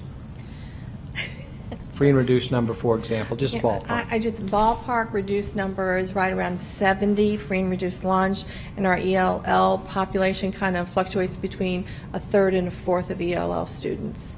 So I want to make that statement, which, by the way, it's about the district average, then about 70% free and reduced. But you're having success. You're finding a way to meet the needs of those young people, and I want to personally thank you, just like Ms. Williams did. You're making a difference. Your staff is, and I appreciate powerful. that. Yeah. It's very powerful, very powerful. Thanks for sharing tonight. Thank you. Thank you. Moving on to OSER's Board. Action item 1A2. To make this short, we need 2 board members who are willing to step up and be voted on to attend OSER's meetings and be a part of that committee. It's really that simple. To be a part of OSER's committee. Luann's currently on it, and we need 2 more members. I will sign up for that amazing duty. Okay. And we'll need 1 more board member to sign up for OSER's. They meet once a month in the mornings for a 3 to 4 hour meeting. It is a $1 billion pension that is critical to Omaha Public Schools and the success of Omaha Public Schools. So 1 more board member should step up, or hopefully will step up.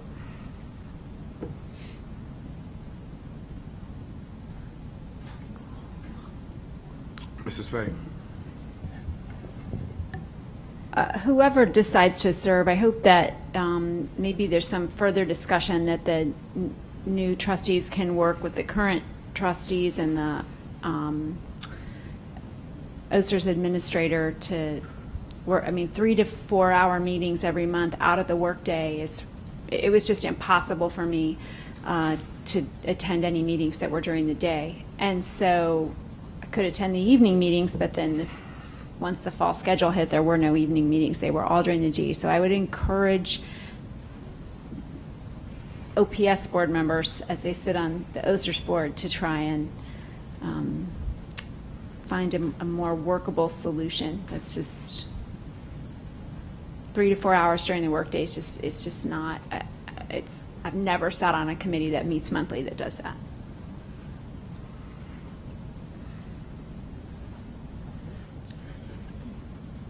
Mr. Snow? I don't know if we're in comment, but I would second what you just said. I think personally, that's something we should probably, with the new OSERS board, look into and see what other retirement boards, how they do their meetings, and possibly, I don't know, try some new aspects on maybe doing webinars or some things that you could still be at work or at other locations and still hear on, and bring some things up to date, and instead of a full 4-hour meeting. But Well, because it is it's a committee of the board, but they do everything in accordance with open meetings. They publish agendas, they record their meetings, and they take recorded votes.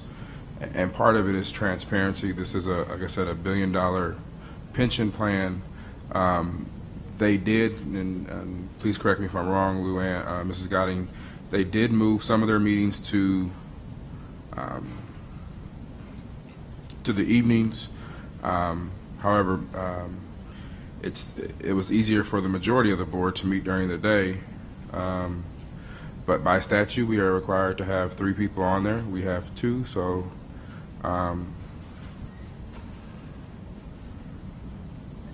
And Mr. Wayne, I can continue to serve. I can't. I'm just being very open. I cannot go to 3 or 4 hour meetings during the day. So if there's room to move those meetings to the evening, the end of the workday, then I'm more than happy to continue to serve on the OSERS board. But I cannot miss work every month for that amount of time. well, the issue is that not necessarily not with you, but with anybody, it's going to be critical that we attend the meetings, because there is a fiduciary duty that is placed on board members when they're there to make sure they understand and have all the information. I am hesitant to vote on somebody, because this will be a board vote, without a full commitment of them being there. I understand that completely. Ms. America. I'm not volunteering. I literally cannot. But I think, Justin, what I'm hearing us as a board saying is, at this point, it is literally impossible for us to make the OSERS meet, have 3 people at the OSERS meeting if they're during the school day. I know in my case, I would love to, but I get 12 days of vacation a year, and I'm already using all of those days for OPS board related things. I don't have an extra 6 days that I can take off to go to a meeting during the day.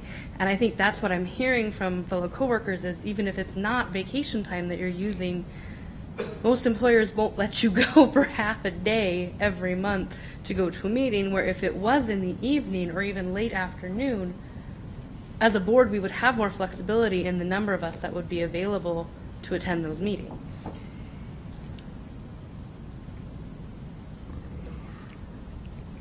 How many members are on the OSER board? So there are 10 trustees, correct? I'm looking at Mr. Evans. I think that's right. 2 teachers, retired. There's 3 board members, Mr. Evans, 2 business individuals, 2 teachers, a non-certified, and a retiree. So I believe there's 10. So I think there's 10.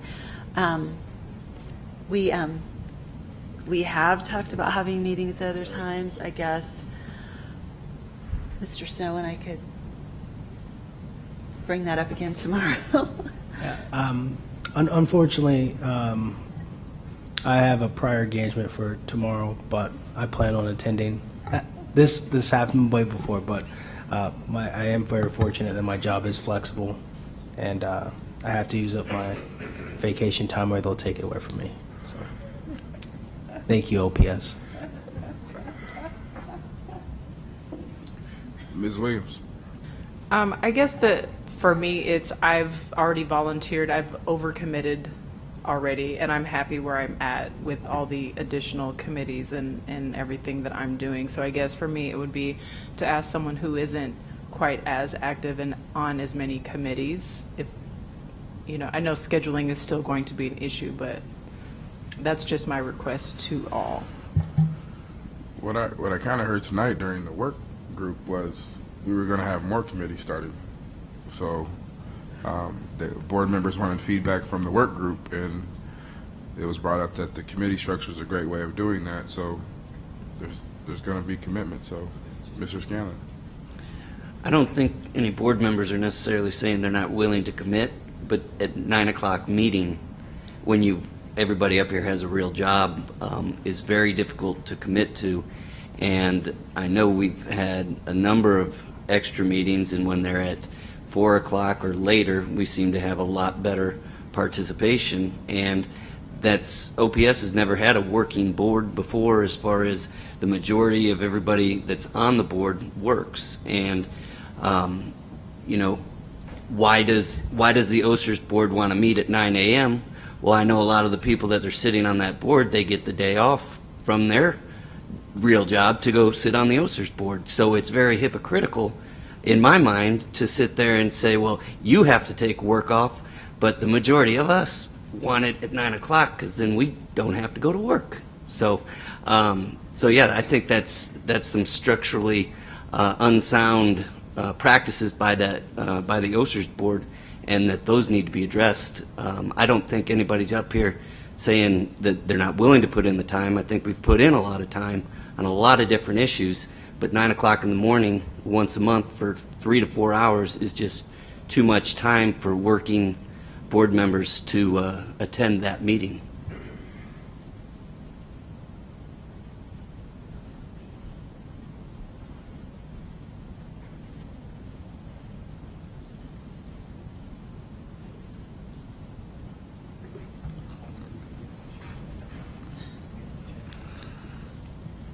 Mr. President. Yes, Mr. Snow. I know since we're on this discussion right now, I don't know. As it relates to appointing a OSERS board. Yes. I know. I'm just thinking that if for the district, what we do, OPS, we put in receipt reports or things that if you have an issue with or you have a question you can bring out and we can discuss that. If we went through everything that was on the agenda from the consent agenda all the way down, we would be here for many hours just going through each different presentation and item. So I don't know, maybe to cut down on some time with those meetings is to kind of put some of that stuff in there, and then people can highlight and go through it, and if you have a question about something, bring it up and go into that discussion. I don't know.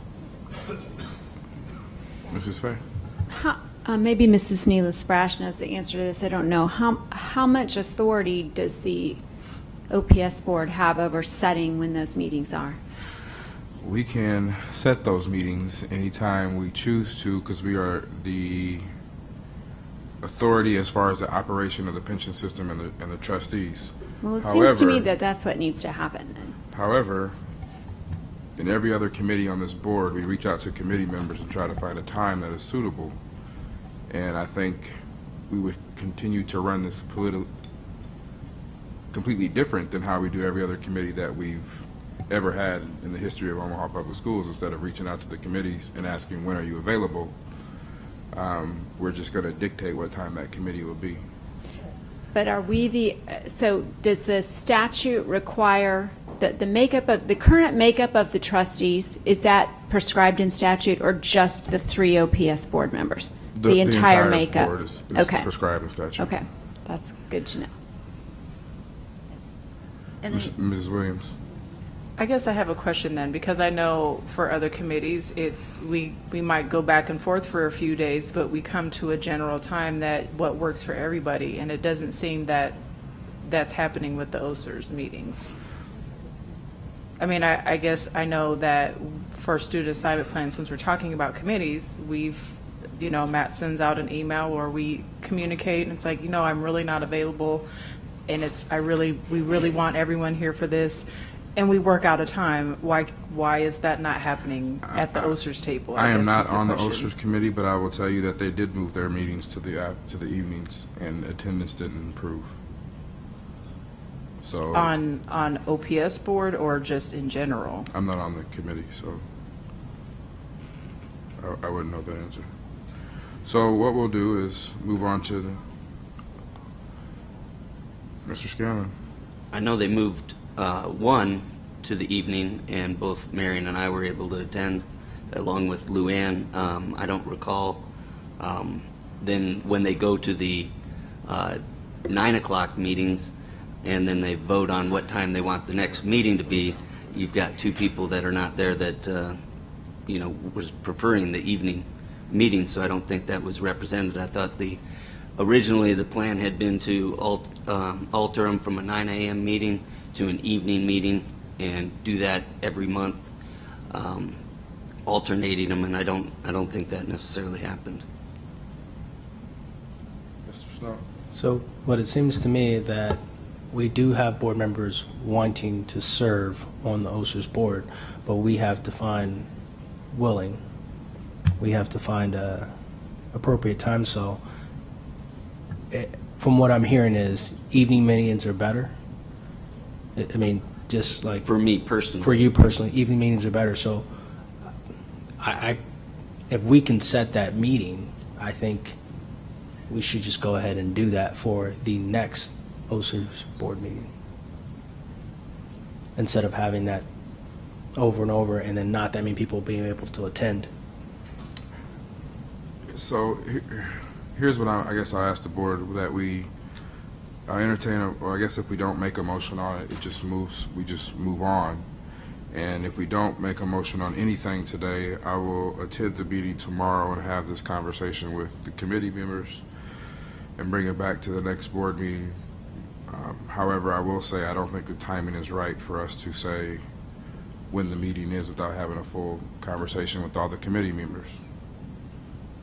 So I will have that meeting tomorrow at the OSER's meeting. We will.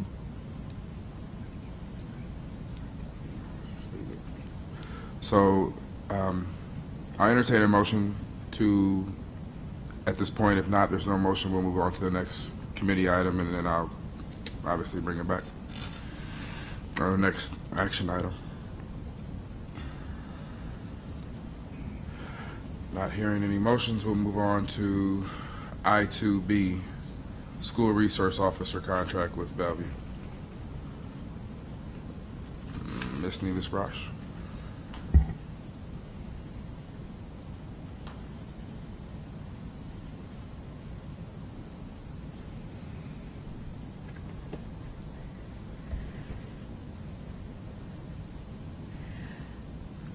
President Wayne, members of the board, before you this evening in H14, now moved down, is the School Resource Officer Program between the City of Bellevue and our school district.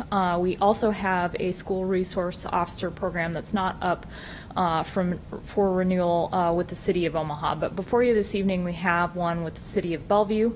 There are a number of provisions that are in the contract. I'd like to draw your attention to one particular provision, because I do know with regard to some of our student discipline issues that it has been an issue in front of the board, and we wanted to draw your attention to 5.10 on page 3, and it states specifically that the SRO shall not act as a school disciplinarian. However, if the principal believes that an incident is in violation of law, the principal may contact the SRO, and the SRO shall then determine whether law enforcement action is appropriate.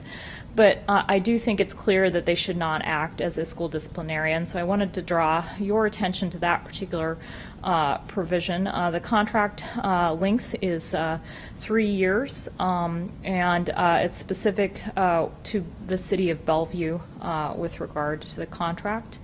And it's a similar agreement that we have previously entered into with the City of Bellevue. Does the board have any questions? I'm Yes, sorry. sir, Could you tell me where that was? I'm sorry. 5.10 on page 3 of the agreement. 5.10. 5.10? Yep. All right.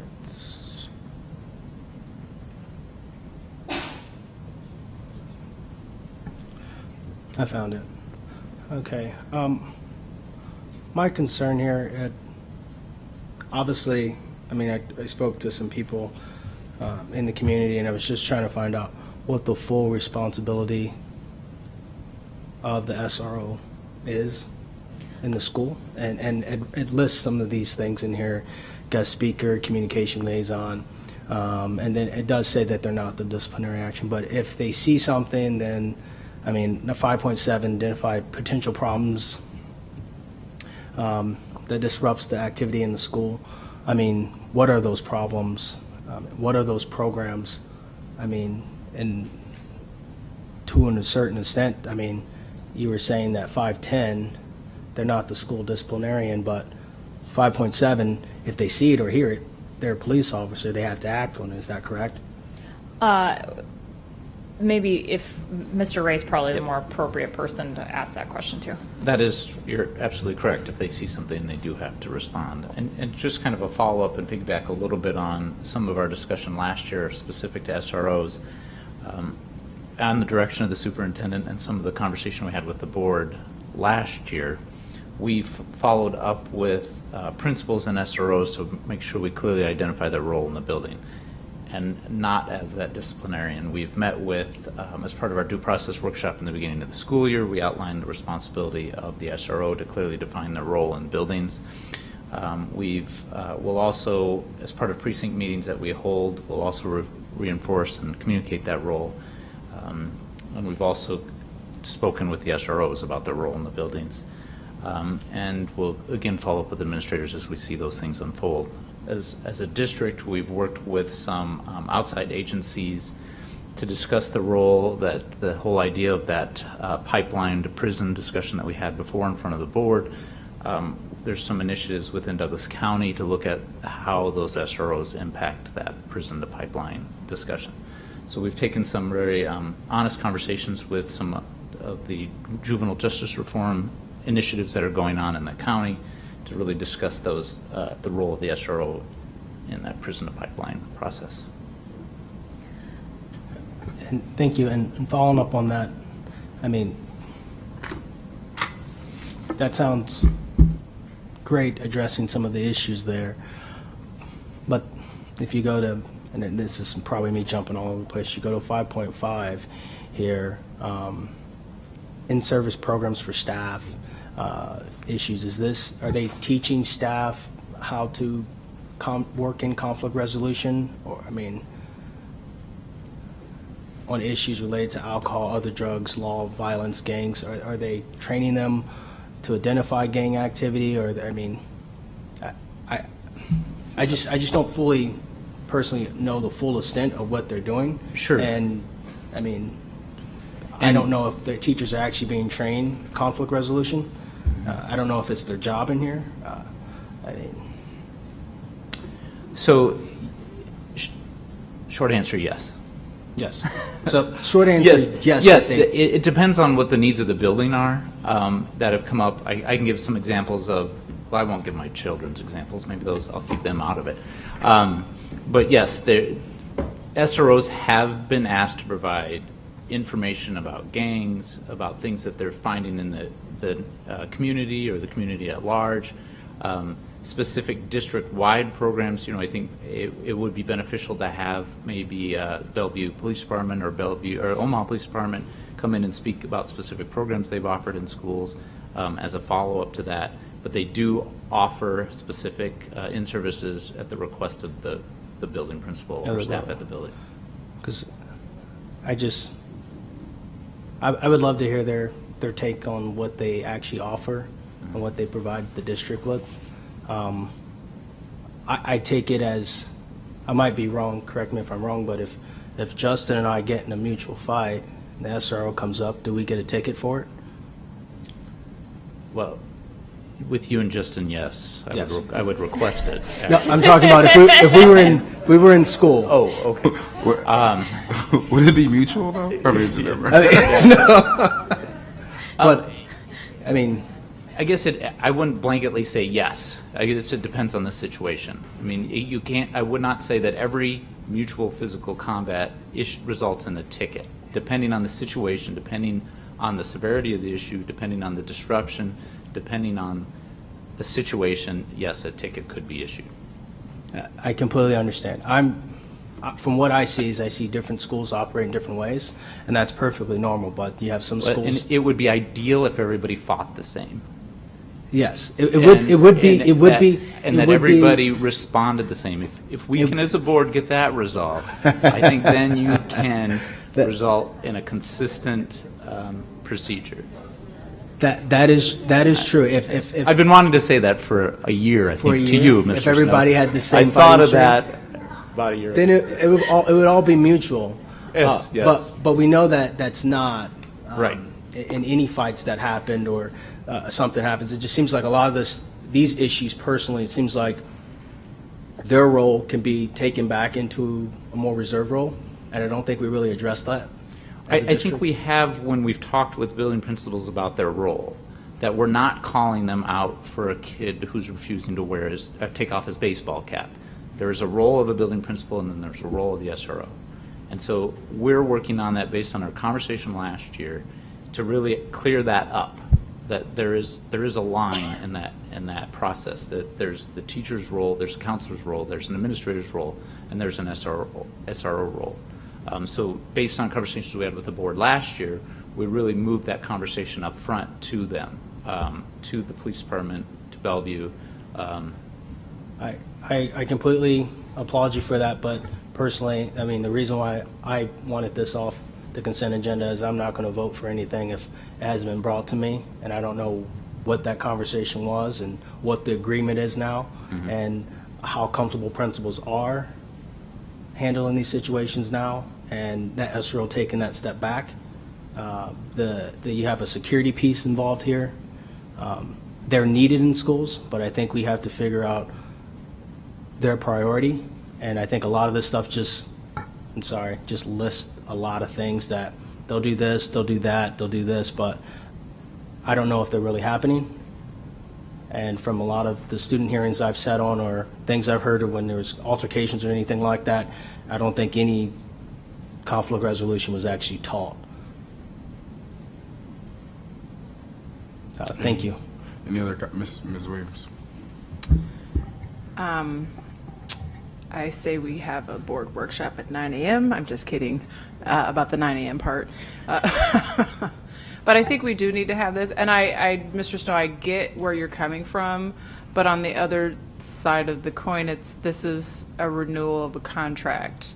I think outside of this, we definitely need to have both Omaha and Bellevue, and we need to have that workshop to figure out what is the role. I mean, I get what you're saying, but I think we need you can't really define it across every school because every school is differently, but at least we should have a baseline of the expectation of in the schools and the expectation that it should be somewhat the same in every building, because I've been in those buildings where you have the SRO that's not engaged. They're just there they're there on the clock. I mean, and that's unfortunate.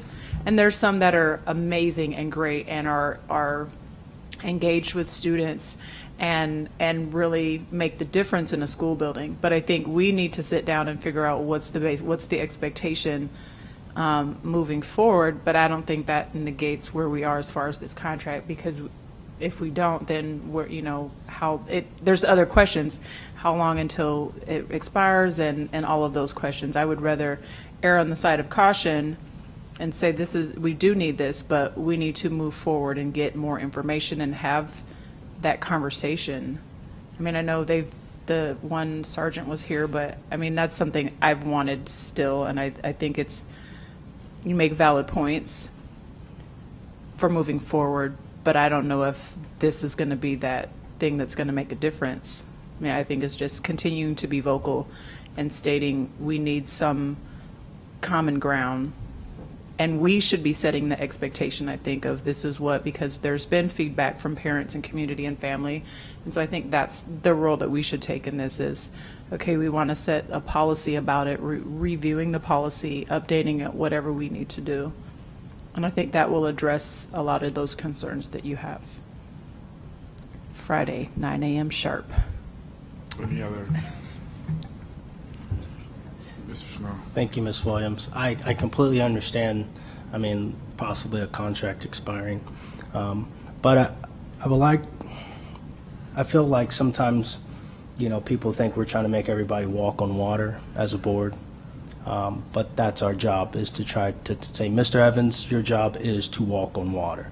And he says, okay, I'll make it happen. And then he tells his staff, and then it filters down from the directors, from the superintendents, all the way down to the teachers to make that happen. I think right now we're dealing with an issue, in my personal opinion, that if we, I'm not saying, I hate using that term, kick the bucket and say, we'll just pass this and we'll come along. It's a 3-year contract. We'll come back when we have less things on our plate and worry about that. How many kids or how many confusions or things that could happen within that? I'm not saying something will or whatever, but what are we pushing off instead of addressing this now? I mean, a lot of this stuff, in my opinion, that you said comes from us, the police departments.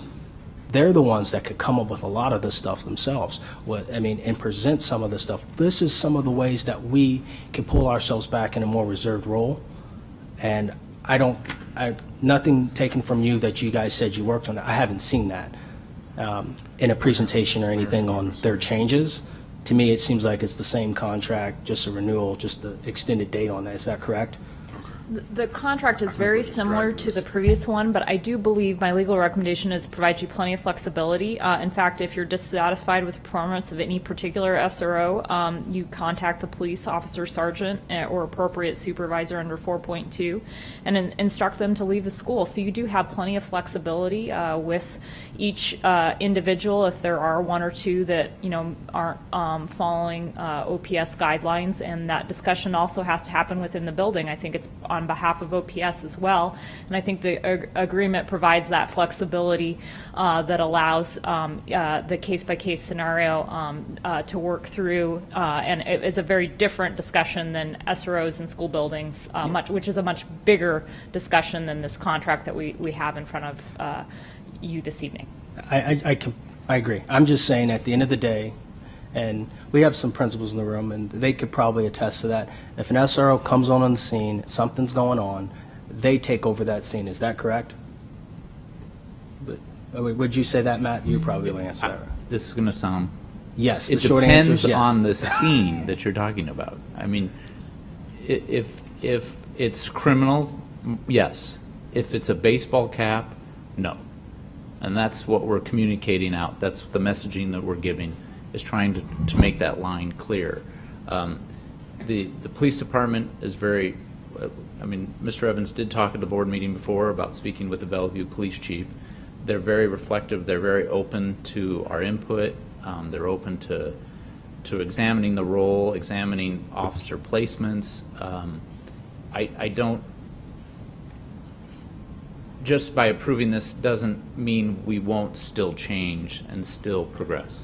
I agree, and I'll finish on this. I'm just saying, I have a kid in my program. I have several kids in my program, but I have a kid in my program. He does everything right, gets in a fight, has some thing goes on at home, and he's issued 2 tickets through his school.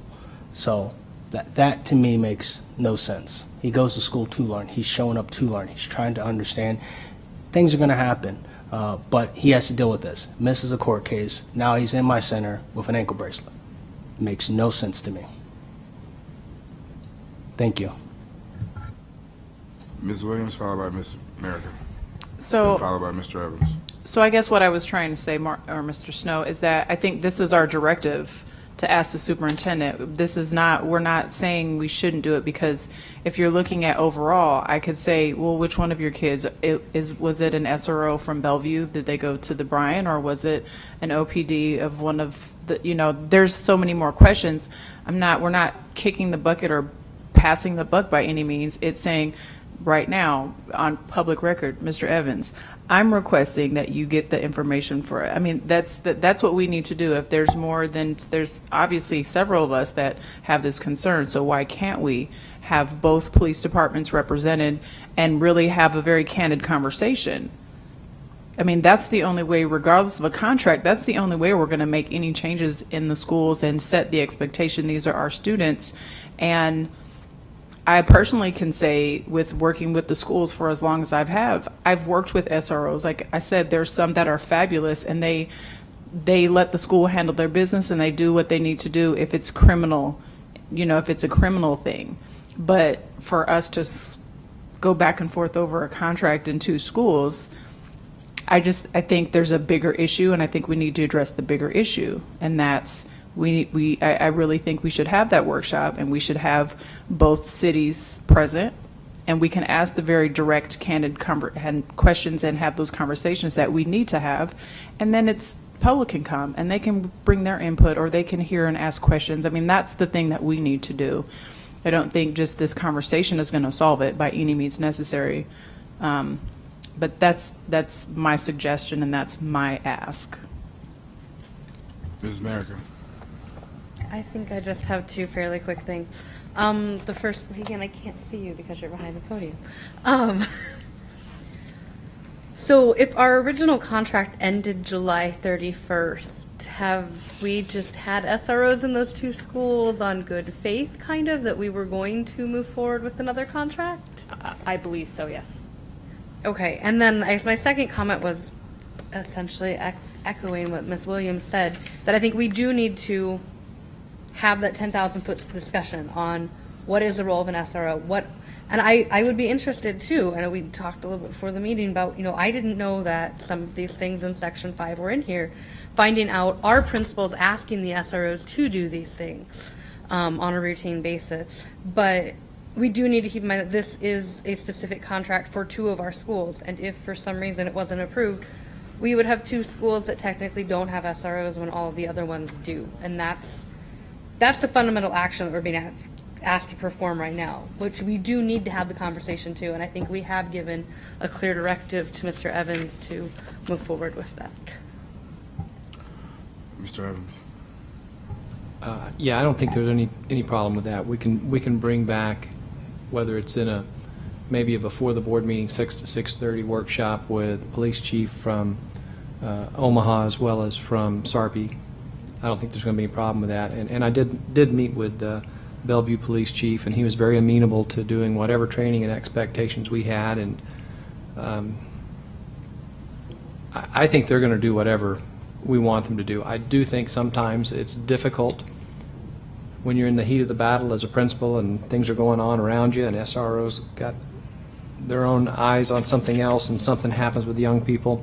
And I do think we have to continue to clarify roles, because things can happen fast. As a high school principal for most of my career, I spent a fair share of time on the floor breaking up young people that were in fights, but I only had one young person in all those years that received a ticket, and it was actually a young lady who had grabbed this other young lady by the hair. We couldn't get her broken up, and she was mad at the other young lady. It was over a guy, as often happens in a high school setting, and she begins to kick her, and kicked her so hard that ended up breaking her nose, causing severe damage, and she won't let go of the other girl's hair while she's kicking her. And the SRO did get involved in that fight. He rarely did. In all my years of principal, I was the guy, and teachers and everybody else that's right in the middle of the fray of the battle, and I've been in that more times than I can imagine. But that's the only time they got a ticket, and I thought it was very appropriate. The young lady wouldn't let go of the other girl's hair. She was doing physical damage that caused major facial, broken bones, knocked out teeth. And that's defining that line is the challenge, because I've also broken up kids that, boy, they couldn't wait for you to break them up. And usually it was guys, by the way. Guys can't wait for you to get there to break them up. They usually do not like fighting. Girls are harder, I'll be quite honest with you. When they've decided they want a piece of one another, they are more difficult to break up, and that's years of experience talking. They were much harder to break up than guys. Guys were more than willing. They kind of had showed themselves, they stood up for themselves, but they're willing to step aside. The young ladies I dealt with a lot more difficult challenge once they got mad at somebody willing to fight. But anyway, I don't know if that helps, but it is a challenging setting, and we do need to continue defining that role of when's the principal involved, when's an SRO involved. And as I said, in my experience, multiple years, many years as a principal, I can only remember one, and I thought it was very appropriate where that young lady got the ticket. We could not get her untangled from the other young lady that she'd attacked, and it was appropriate. But I'm more than willing to have a workshop. We'll get with the police chiefs, and we also probably ought to have some principals too, and have them talk about some of the challenging spots that they have and how they've worked through